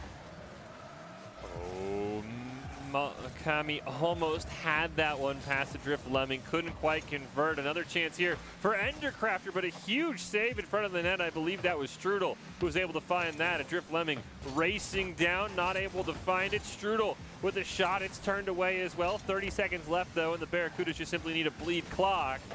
As Strudel and Milk will combine for a huge clear down to the other side. Strudel will get possession, but Not Earth with another fantastic save, but it's offense that the Mammoths need right now. Endercrafter has possession, has to play it around Milk. Manages to do that, but Strudel gets in that lane, stealing it away. Another demolition comes out. I'm pretty sure it was from Adrift Lemming onto someone yet again. Not Earth steals it though, spiking it over one of the cars of the Barracudas members. Barracudas still maintaining possession though as we're at the 0-second mark. Time will tick down, and the Barracudas, again, new roster, same result. I mean, coming in, thought they would be one of the better teams up there with the Eagles. They dethroned the Mammoths on that one. It is a 3-game series, though. Chance for the Mammoths to come back, but my goodness, Strudel, Milk, and Adrift Lemming just fly around. They play at a very, very fast speed that we're used to seeing from the Barracudas. One thing that I did start to see, especially from Cammy near the end, was Adrift Lemming is definitely that demolitions expert style player. They kind of just go for it. They gun it all across the field. It works out. They take out a lot of players in the process, but Cammy started laying those demos, and it started to trip up Adrift Lemming. So if they can manage to do that and communicate doing that to the rest of their team, we could see the Mammoths bring this one back. I think the other thing the Mammoths did really well was I thought Not Earth kind of slotted in that goalie spot very strong and had a couple of great saves. Unfortunately, it was when it was 6-3, but they were able to make that save as we hop into the next game here. As we see, it looks like we'll get a bit of a change here for the Mammoths as the Barracudas with the same roster looking to put a similar result on the back of the net as Strudel and Milk have a bit of a double commit, but that ball ends up rolling in anyway. And it does look like that is the Wolves roster. Yes, that is the Wolves roster. All right. Let's see how they can handle going up against the Barracudas here. Whoopsie does a great job of kind of being that defensive player, but we'll have to see if that works out in their favor on this one. Trying to maintain being a goalie can be difficult when you have a Drift Lemming taking out goalies every single round. Drift Lemming gonna pop it up in the air. Melk with the back pass to Strudel, but it's turned away by Woozy, who's on a bit of a breakaway. But a Drift Lemming able to get back in time. Now it's all up to Drill. Can't quite stop it though at the midfield stripe, though the third member of the Wolves will take advantage. Gonna drop it down in front of the net, but Strudel is there. Gets one stop and gets a clear as well. Woozy rotating back, playing that goalkeeper position well, stops the ball from going in not once but twice, and does not get demoed by a Drift Lemming, so hopefully they can keep that momentum going. Milk, though, cherry picking a little bit, tries to grab the ball, but Woozy spikes it right back across the field. See, popped up in the air for the Wolves. Milk is right there, though, to make the stop. Going to pass it over to a Drift Lemming, who will go airborne, get it around two members of the Wolves. Unfortunately for a Drift Lemming, the shot was wide, but Milk and Strudel have to follow, but Strudel puts the second goal on the board in game two. The Metal had rotated back. They were there for the first save, but you can't be back at the opposite side of the goal to save the second one. That's just a little bit too hard to pull off. Ball's right in front of the Wolves' goal again. Whoopsie collides with the Drift Lemming. Ball ends up with Drilled. Maintain possession, though, is still the Barracudas here. Milk comes in, manages to toss it over towards Strudel, who finds the goal, and that's number 3 in less than 2 minutes. Barracudas looking to hold serve here, looking to wrap up this series as we see here. Oh, a Drift Lemming just barely pushes Milk out of the way. Strudel had to have to follow up. That was just a bit of a double commit because I feel like the Barracudas had an easy goal there off the kickoff for Milk, which is something they've done really well so far in this series.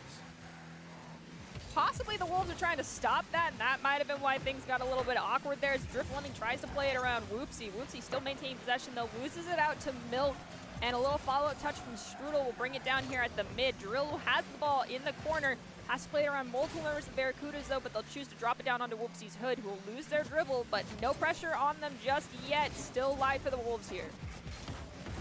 Touch for the Wolves, look to clear it away. A Drift Lemming is there, though, and another spectacular solo goal. The Barracudas lead balloons to 4-0 right now. See if the Wolves can get one back on this kickoff. A Drift Lemming with the clean win. Drill and Woozy will go back to the corner for boost as Milk will take over, tries to drop it down on the front of the net, but a great aerial save there. Be able to stop that one from going in. The Meta passes it back towards Whoopsie, who does spike it high onto the ceiling. They come back for it. They'll collide with one of the members of the Barracudas here. The Meta still is playing that goalkeeper position, allowing Whoopsie to do a little bit more now as they bring it forward. Whoopsie is the pass back to keep the ball alive here for the Wolves on the side of the Barracudas, but Milk now has possession, has an opportunity to play it around and back up across that midfield. Milk with a chance here. The Meta and Drill both going to go for the ball. Drill ends up taking possession. Strudel will pop it up in the air. Has a Drift Lemming over in the corner. Drift Lemming will cut in.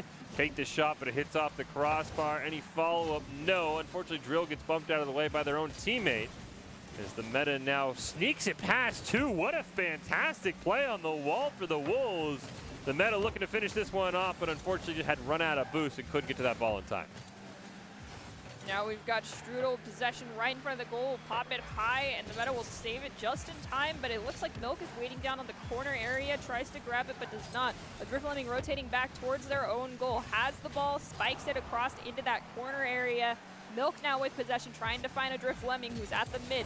Plays it around one, but they lose out possession of the ball in the same moment. Another chance here for the Meta, racing into the corner, looking to center it up for a teammate, but Drill just barely misses on it. And that's going to allow Milk to clear it away. Ball popped up in the air. The Meta has another great chance, pops it around Strudel. Two teammates charging in, gets the demo in front of the net, but neither Drill nor Woozy were able to find the ball. Now the Wolves still with possession, though, rotating back as the Drift Lemming takes out, I believe that was Drill. Still, Meta has possession, bringing it across the midfield, sends it to Drill, plays it off the wall, centers it up, but unfortunately for them, Strudel gets in that passing lane, spiking it high and just taking away that ball from them. Woozy racing in, gets it around a Drift Lemming, but Strudel will sneak it past them. Drill is there, long clear down to the orange side, off the side wall. Drill tried for the follow-up, couldn't find it. The Meta is there, though, centers it out to a teammate, but Woozy's shot is wide of the net with 10 seconds left. The Barracudas look like they'll pick up this game and win the series. We have Strudel nudging the ball around here in the corner. We're at that 3-second mark. Ball's just got to hit the ground. I don't think either side's really trying to keep it alive. Ball does touch the ground. Barracudas end up with the win, and they'll join the likes of the Landslides and the Eagles at that undefeated mark. And I'm curious how those 2-3 teams will kind of slot out, because this Barracudas team is very, very talented. Just a reminder, if you want to be seen by expert college recruiters, talk directly to esports industry insiders like pro athletes, team general managers, and game producers, and join the club. Esports Tower players get insider access to industry insights, and with our featured Rumbles, recruiters are taking notice as well. It's a great way to score exposure if you're looking to start your path to pro or land a collegiate scholarship. 2 series left here in our club championship group stage games. Who will claim the top cup spots? Where will the Eagles, Barracudas, and Landslides fill out? Any inkling between those 3 teams who might end up at the top, Nerdy? Because they've all looked pretty strong so far in the games we've seen them. I can't make any predictions because I want to, before I say anything as far as that goes, I really want to see how the Barracudas and Eagles play against one another. And I feel like that will help me decide. I know that's kind of crummy for me to say because they're kind of the top 2 teams out, well, 3 teams that we have on that list, but genuinely, I need to know how they're going to play around each other to determine who I think will come out on top. Well, we also have to remember we have not seen the Swerve yet tonight either, who are a team that are coming back. So we'll take a break. We've got 2 series left. We'll see who will come out on top and be in our cup stage, our cup games next week. Find out right after this.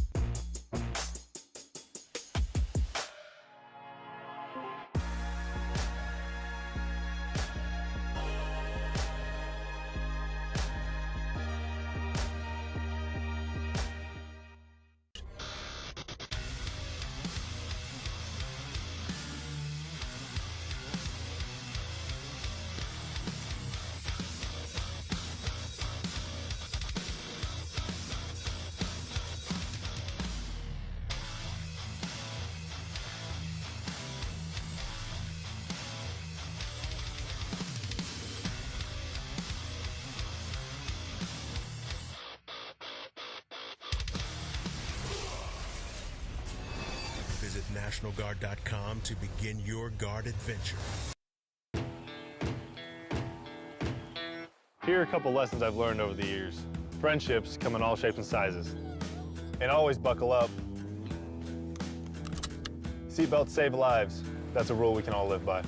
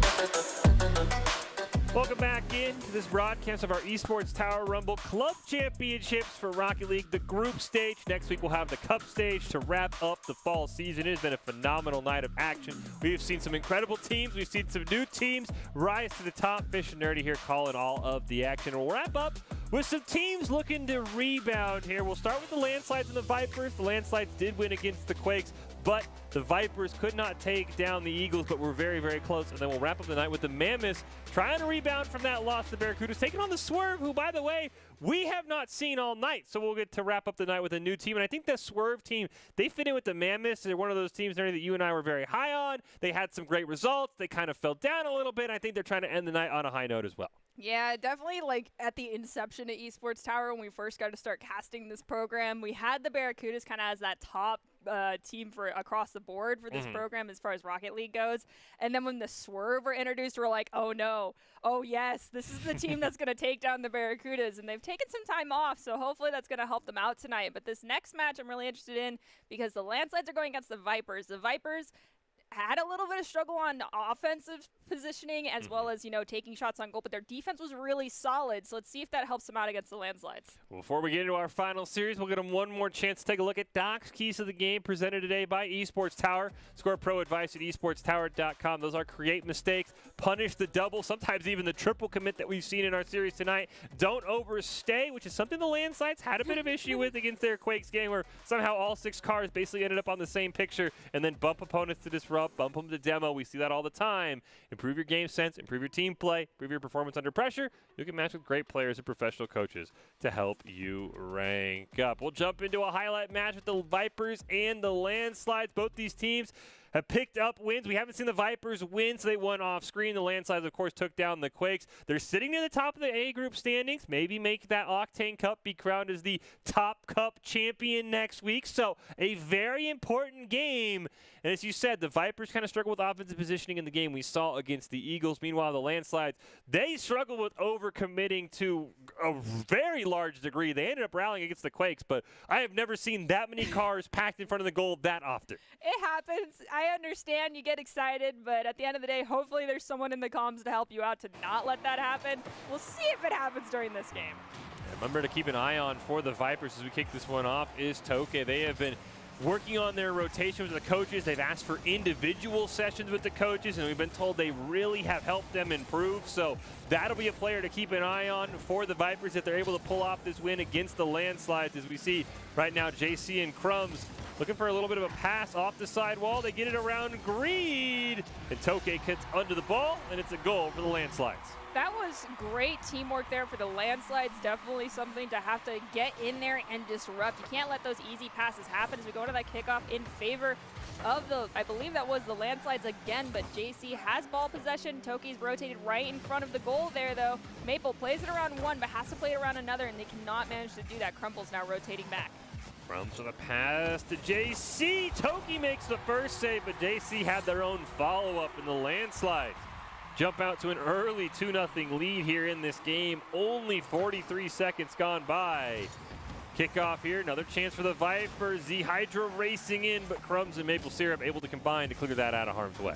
Z-Hydra is a very, very solid defensive player, and I want to see them turn those opportunities into more offensive plays for the Vipers. They just need to have a little bit more communication with their team to be ready for those clears, I think, and it'll start working out in their favor. As we see Maple stop that one at the midfield. Greed, though, comes back and returns the favor, has no pressure on them. Let's see if they can find a centering pass. They do, but it's a little too far, and JC gets a touch. Z-Hydra centers it back up, but the Vipers cannot find that connecting pass into the goal just yet.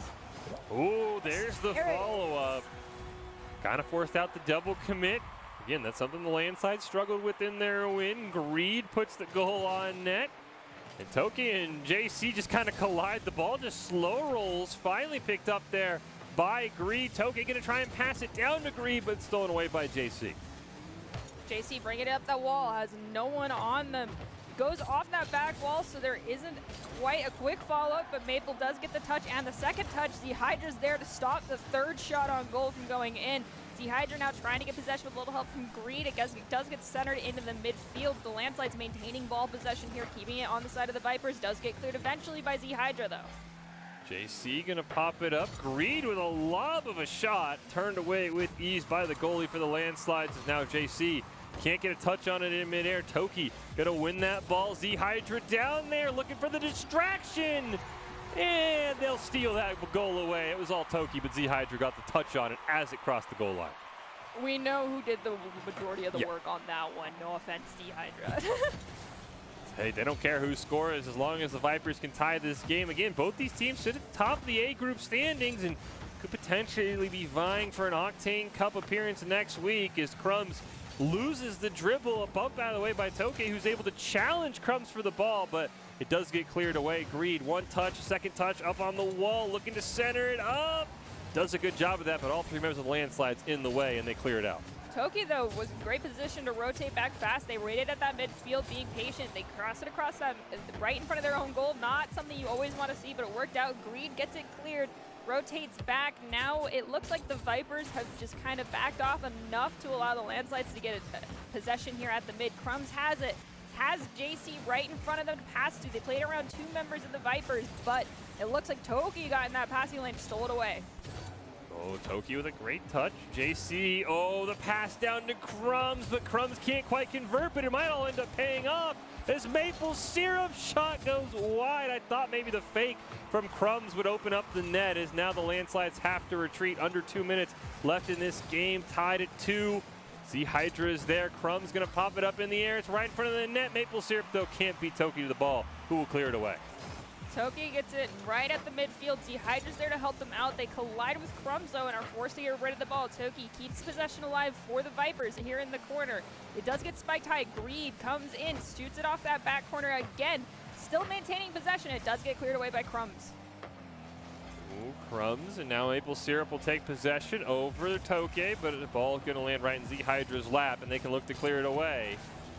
Three members of the landslides all back on defense. Z-Hydra gets it past a couple. They have to retreat on the ball. That allows Greed to come in, but just can't quite play it. And that's going to force a retreat here as both these teams trying to win this game in regulation. We could see someone finally get that one extra goal, or we might see overtime in this first game, which is something I love seeing. But Toki is telling me they do not want that happening, finding that third goal for the Vipers.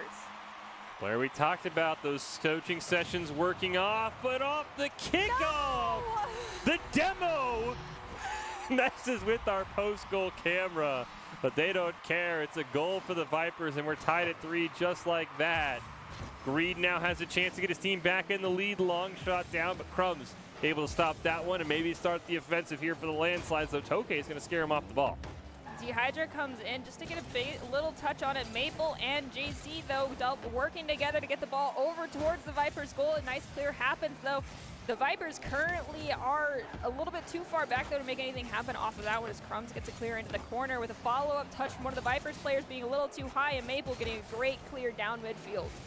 10 seconds separating us from overtime, but JC gets a wide open net. And now the kickoff here for the Vipers. It's got to be huge. Toki gets the win on it, but a huge clear by the landslides. Maple Syrup looking to put the dagger through the heart of the Vipers. 0 seconds left, and they can't quite complete the pass. That was so close. That was so unbelievably close. The landslides, again, we were told this is a team that can maybe pick up some wins, surprise some people. The Vipers, a team that, again, had a win off screen. They've come so close. They were so close against the Eagles, so close now against the landslides, but they can't quite get it done. And that will lead us to our final match of the night. The Mammoths, who took down the Wolves, struggled a bit against the Barracudas, as probably a lot of people expected. Now going to play off against the Swerve, who we have not seen tonight. And as you said, it's been a while since we've seen them. Very curious how the Swerve teams will perform in their final game, in our final game of the night, and how these teams will stack up going into next week. Not being seen for a while can be a little bit of a double-edged sword. I mean, it gives you the advantage of not having a lot of like on-screen broadcast scouting opportunities if you're not rooting for the Swerve. But as far as the Swerve goes, that could also mean that they've not had a lot of competitive time together in Esports Tower recently, and that could be their own undoing. I hope it's not, and I hope they can go toe-to-toe with the Mammoths, because the Mammoths, as I've said, have just been going above and beyond every single game that they have played thus far. Let's hop into our final match of the night. We'll take the whole best of 3 here, Mammoths and Swerves. The Mammoths had a good showing to start the club championship, trying to continue that momentum, which is something the players, the coaches have told us. When the Mammoths win, they can carry that momentum. When they lose, they start to get down on themselves, so hopefully they can carry that for the Swerve. As I already said it's a team we just haven't seen, but it's names you'll recognize. Krant, Sunky, Crazy Cat. Again, all names we know. How do they come together? How do they fill out? And how do they make this roster work? We will have to see because the Mammoths are a very tough team. This is a loaded club championship, I've got to say. I really don't know of any team that I'm like, yeah, that team's kind of on the bottom. Every single team is incredibly close. And we kick off our final match of the night, Mammoths and the Swerves. And we'll see what happens here as Endercrafter and company look to make a play. Protato back in, but it gets the ball dunked over by Krant. Ball's right in front of the Mammoths net. Not a situation they want to be in. They get it into the corner. A demo comes out onto one of the Swerve members. Might open things up enough, but it does not. As we've got, I think that's CZC who managed to get a nice shot on goal, but it does get cleared away. Sunky with the follow-up shot. It's going to be taken away by Protato. See this ball kind of stuck on the wall there. Finally cleared away as Endercrafter couldn't quite get the clear. Not Earth out of nowhere. It's a fantastic save. Crazy Cat.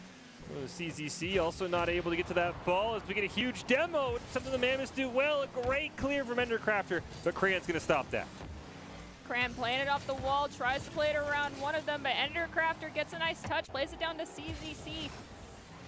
It does get dropped down on the ground though, and Not Earth picks it up. Protato getting thrown around here in the goal. It's not going to be enough to stop them though from maintaining their defense in front of their goal. Protato off the side wall. Ooh, interesting play there. CZC, I thought for a second was going to get possession. A little bit of a hop skip there, and Krant ends up with it on the blue side.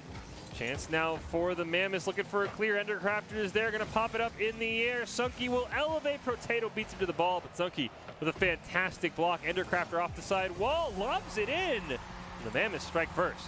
Just to verify, CZC is Crazy Cat, right? Okay. Yep. That's just too much of a tongue twister for me. I'm sorry, Crazy Cat. Well, they have to fit in the NA gang there, or the North Atlanta gang. You couldn't fit Crazy Cat, North Atlanta. That's just too many words. So okay. I understand the abbreviation, but I'm with you. CZC is too much of a tongue twister. You'll be Crazy Cat because we've seen you, we know you, we love you. We'll see if they're able to get their team back in this as the Mammoths have kind of taken over. Swerve now retreating. A nice little pinch there from Sunky and Krant, but it didn't quite work out as Not Earth has possession still on the orange side. Not Earth spikes it high right in front of the Swerve goal here. Does allow Protato to get a touch on it to keep this possession alive. Double commit comes out from the Mammoths, though, that might open up an opportunity for the Swerve to start bringing this back. Crazy Cat grabs it, but Protato elevates at the mid to drop it down, stopping it, but not stopping it completely. Still, though, Mammoths maintaining possession, even though the ball's on their side. Not Earth dragging it down at the mid. Oh, bumps Sunky out of the ball, but Krant ends up getting there in time, plays it around Protato as well. But unfortunately, not quite able to get a ball in the back of the net. Protato with a great solo play. It's a one-on-one. Protato versus Krant. And unfortunately, I think Crazy Cat kind of helped out for the wrong team. It was an anticlimactic goal animation anyway. It's okay. Gotta have that new funky Tron one. Come on. That's how I know whichever goal animation's in the battle pass when everyone starts using it. And we'll see if we can see goal scoring animations from the Swerve. Here's the Mammoths starting to play fast. Another chance to add a goal. Oh my gosh. I think Sunky might have helped out on that one, but that was a fantastic solo play no matter who ended up scoring it. It's Not Earth who gets credit. That was fantastic. Going into the next kickoff, Protato's going to grab it and fake out. I think that was Crazy Cat there as well. Ball is on the side of the Swerve. They have possession though. Endercrafter comes in, stealing it away, playing it off the back wall, centers it up for Protato. They will have to play around Krant though, force them to not get a nice shot on goal. Still trying to go for another follow-up shot, and they do find the fourth goal for the side of the Mammoths. Protato with a phenomenal goal. I do think, unfortunately, the Swerve might be playing a bit fast. I think that might have been another own goal, but it's so hard to stop when you're trying to make a save as that ball takes an unfortunate bounce off of Crazy Cat's hood. It's just not the Swerve's day, unfortunately. That was just a very unlucky bounce. When you go Mach 12, it's difficult to slow things down. I totally understand. As we go into the next kickoff, they're deciding to go with a different approach. They did not go straight for the ball. They're deciding to figure out where it's going first. That could be their advantage, trying to slow down the pace here and get the pace in their favor. So perhaps the Swerve need to play for a slower game and force it to be in that pace for them to come out on top, as the goal is left wide open, though. But the Sunky manages to get a great save off that crossbar. Not Earth looking to capitalize on that. Here comes Protato with the wide open goal. He will not miss, and the Mammoths hold it serve. That momentum carrying them well. Protato 4 goals on the night here in this game alone. And we'll see what the Swerve can do, but as you've talked about in some of these early blowouts we've had in Game 1, Nerdy, it's up to the Swerve to just focus on what they can do right. You can't overcome 6 goals, but you can add 1 or 2 and have a game plan for Game 2. And we've seen the second game go in the completely opposite direction almost every night tonight anyway. So that could be the story of this evening across the boards. We do see Not Earth steal it away from, unfortunately, one of their own teammates, but it helped them out. Sunky, though, gets it across the midfield, does get the ball stolen, passes it to Cran. Cran spikes it high. It's going to go to Crazy Cat. They've got to get this ball off their side of the field. They're just looking to score that first goal and start the momentum swing in their favor, but they'll get taken out by Potato there. Cran will collide with one of their teammates, unfortunately, and force them to lose the ball. Crazy Cat gonna blast it down. Not Earth gonna pop it up in the air. Sunky has a chance to at least break the shutout. Cran is there as well. They'll back pass it, but nobody's home. Endercrafter and Not Earth racing down, and for the second time tonight, we get a 7 on the scoreboard. This time it's the Mammoth who have a 7-0 lead.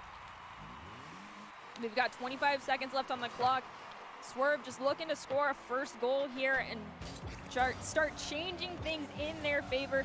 Honestly, first game, it's okay. It's a best of 3, but something needs to change. I feel all 3 of these members of the Swerve are super gifted players. We've seen them in various rosters and various games here with Esports Tower. It just seems like right now they need to designate an in-game lead.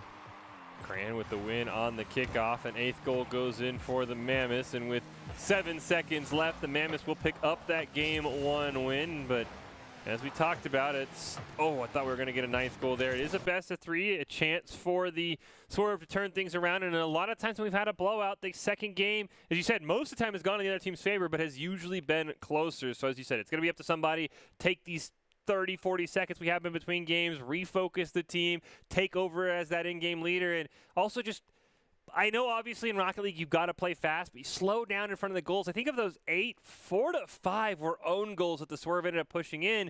That could be a completely different game if it's only 3-0 instead of 8-0. That hits completely different at the end of the game. And choosing not to go fast 100% of the time can actually throw off the other team quite a bit because that's what they're expecting, and that can be ultimately what changes things around quite a bit. Or, use that speed to do more than just go after the ball. Go after someone else, push them out of the way, blow them up.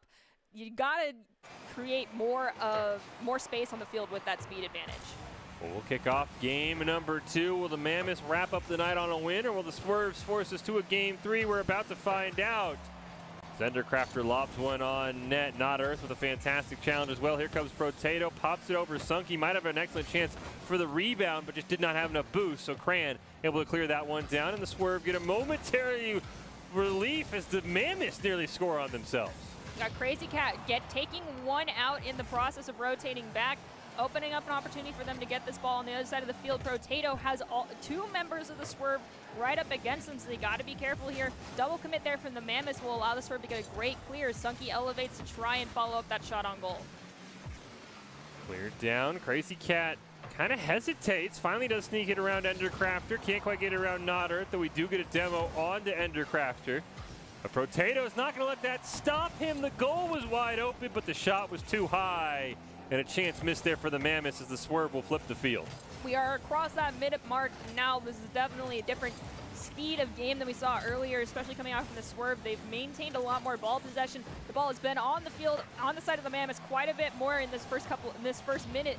And we saw a few demolitions come out. They just haven't been able to capitalize them as we have the Mammoths now with the ball right in front of the Swerve's goal. Treating here is Not Earth. Plays it around 1 over into the corner, but it's stolen away there by Sunky. But it was a double commit. Now all 3 members of the Swerve are all grouped up. Somehow that triple commit they don't get punished on, and they're able to clear that ball away. Cran had a great clear. They did lose out, though. Having that triple commit and only 1 break away from your own team meant 2 were behind you, so no one to help you out on that possession. But Cran gets a nice shot into the goal. It does get saved by one of the Mammoth players. Still with possession, though, is the Swerves. Endercrafter finally takes it away. It's just at the midfield, though. Crazy Cat gets ball. Oh, no, that's their own goal. I have no idea what just happened. No words. Crazy Cat just handed that goal to Endercrafter. Hey, I mean, it's happened in professional sports. You run the wrong way, you get lost in all the action, you think you're going to the right goal. Doesn't end up working out, and the Mammoths once again benefit from an own goal. We'll see if Crazy Cat can get a bit of a redemption arc going, score a tying goal here. as this ball's cleared back, and Crazy Cat should be able to corral it along with Cran, as Endercrafter will clear to the other corner. I refereed a lot of soccer growing up. It does happen quite a bit, so it only makes sense it happens in Rocket League as well, but we do still have the Swerve with a lot of possession this game in comparison to the last one. We're at past the halfway mark and only 1 goal on the field. Really, it was the Swerve goal, but it was not in their favor. Crazy Cat trying to steal the ball away, passes it to Sunky. Sunky now plays it around Not Earth, but cannot beat Not Earth to the ball. They might be able to follow up their own shot. Cram does. Stopping here at the midfield. They played around 1, but they don't have enough follow-up from their teammates to make something happen off of that one. Ball's still in front of the Swerve goal, but they're maintaining possession as Crazy Cat drags it down at the mid.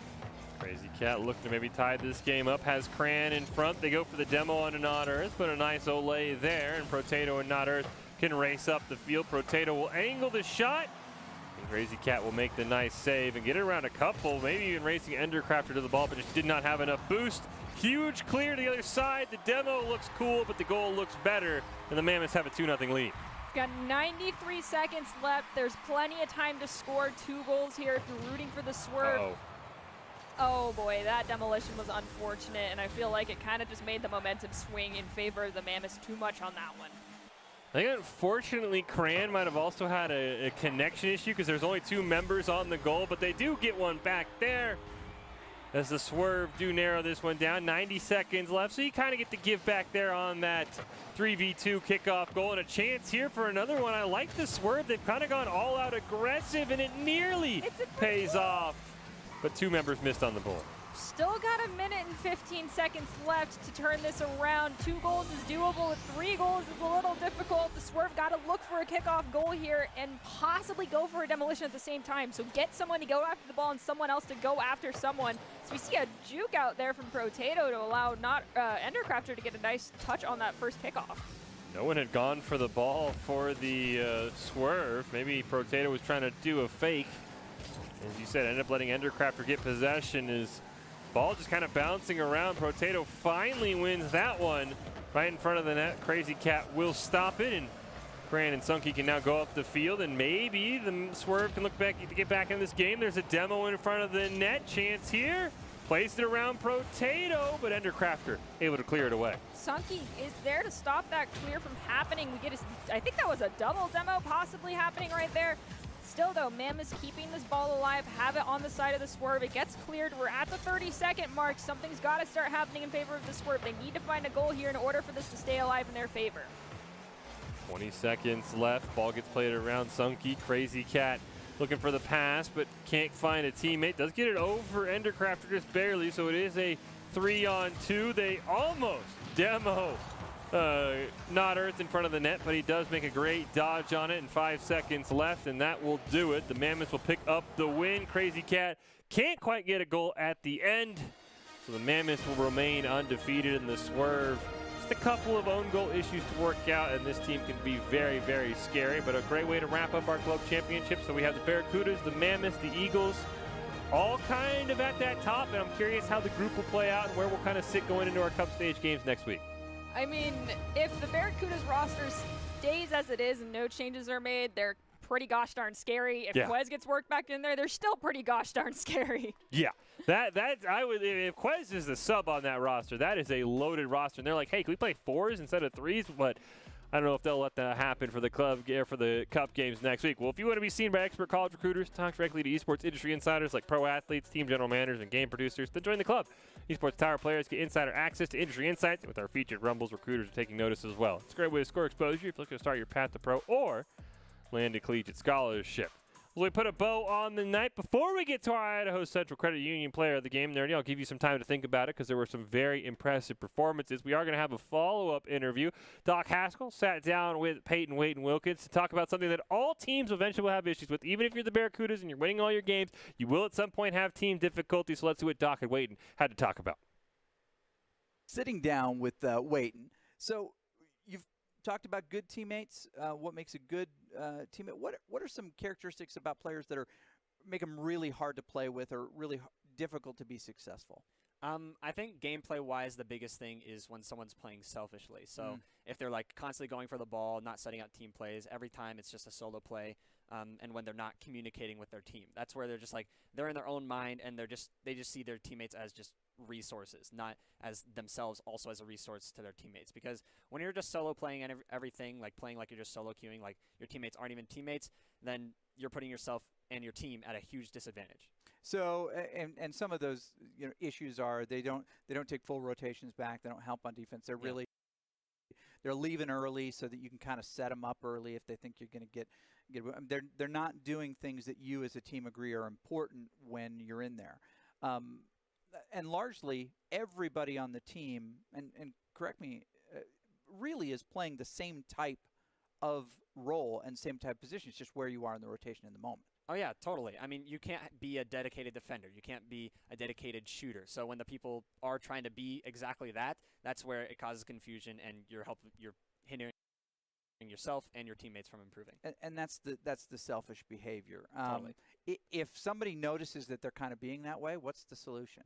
I think it's really just communication, and I'm not saying communication like, I got it, you go for it. It's really like between the games. Like, hey, I'm noticing you're doing this a lot in these certain plays, and it's kind of putting us in awkward spots. Let's try rotating around next time, as an example. Awesome. Great tips there from Waden, because again, anytime you're on a team, you're going to have issues. Even if you go undefeated, you're going to have issues. Somebody's going to have an off day. And now as we transition to the Idaho Central Credit Union Player of the Game, and these are players that don't have those issues. They're working with their team. A lot of great players we saw tonight, Dirty. Who are you going to nominate for your Player of the Game? I think Strudel's going to be my vote for this one. I was torn between them or Drift Lemming, really. I honestly kind of like the whole Barracudas roster really popped off quite a bit tonight. So mine's going to go to Strudel. I'm sorry, Milk. Sorry, Drift Lemming, but it's going to them. I agree with you. I think you could give it to anyone on the Barracudas roster. That team is always scary. I'll go with the other team that we saw at the start of the night. I think Wilds is phenomenal. They slot in so well. It usually either Wilds or Thrift usually puts up like 10 goals in a series, and you never know who it's going to be. But I thought Wilds was phenomenal as well. Let's see who is our Idaho Central Credit Union Player of the Game. And we were both wrong. It's Protato, who had some phenomenal series for the Mammoths and really led them to 2 victories and had some great play as well. Yeah, sorry, Brotato. It's not that we didn't want to give it to you. It's just we had to think about a lot of games tonight, and that was well-deserved for you. Yeah, huge congratulations to you, Protato. I think picking up a second one. I think they've won one in the past as well, but the Player of the Game brought to you by Idaho Central Credit Union, who believes a great player makes a team more successful, just like Idaho Central's helping members achieve financial success. Protato is your Idaho Central Credit Union Player of the Night for our Group Stage Club Championship Rocket League Rumbles. Take a look at the highlights there. The Mammoths going to be a very scary team up there with the landslides. They did lose to the Barracudas, the Mammoths did, so might not quite make the Octane Cup, but we're set up for a great set of cup games next week to kind of put a bow on the fall season and start over with our spring season. I'm excited to see how that all wraps up, and it's kind of I feel like it's an opportunity for everyone to find closure for the fall and just start moving forward. Well, as we prepare to wrap up this night again, we'll have our cup games next week. Your takeaways from our group stage games here tonight, Nerdy. Really got to work on those overcommits. I feel like the time off might have kind of made people forget that you've got to communicate your rotations and not be double and triple committing on things, and overstaying can be your undoing. Well, congratulations to all our teams tonight in the group stage for the club championships. We had some exciting games. Take what you learned. Work on it, focus on it, as Dirty said, especially the double committing, the triple committing, the over committing. That will get you punished. We will have our cup games. We'll crown all of our club champions next week, but for the cup games on Rocket League, it's going to be Wednesday night, 6 p.m. Eastern, 4 p.m. Mountain Time to see who wins the season. On top, get that closure, and then we'll start again with the spring season in a few weeks. But now we'll close out with our top 5, presented by the Idaho Army National Guard, who invites you to take your impressive critical thinking skills into real time. More than 10 jobs offering a $20,000 bonus and your career choice paid for. The Idaho Army National Guard is one of the best teams out there. Here are your top 5 plays from the group stage club championships in Rocket League.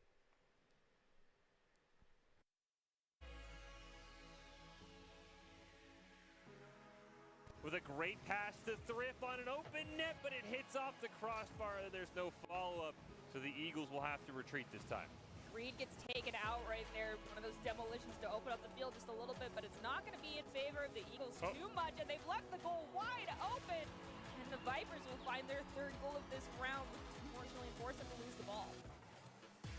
Cat gonna blast it down. Not Earth going to pop it up in the air. Sunky has a chance to at least break the shutout. Cran is there as well. They'll back pass it, but nobody's home. Endercrafter and Not Earth racing down. And for the second time tonight, we get a 7 on the scoreboard. This time it's the Mammoth who have a 7. But Cran ends up getting there in time. Plays it around Potato as well. Unfortunately, not quite able to get a ball in the back of the net. Potato with a great solo play. It's a one-on-one. Potato versus Cran. And unfortunately, I think Crazy Cat kind of helped out for the wrong team. It was an anticlimactic goal animation anyway. By Amazon, turned away by Crumbs. JC trying to dribble it out of their own side. Crumbs will end up helping out, now racing down.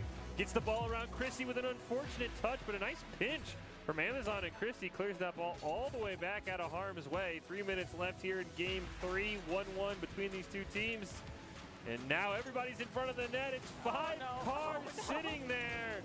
Maple Syrup can't quite find it, and that's going to be a free goal for Chrissy. I guess that's kind of punishing the overcommit, but I feel like that was individual sessions with the coaches, and we've been told they really have helped them improve. So that'll be a player to keep an eye on for the Vipers if they're able to pull off this win against the landslide. You can see right now JC and Crumbs looking for a little bit of a pass off the side wall. They get it around Greed. And Toke gets under the ball. Goal.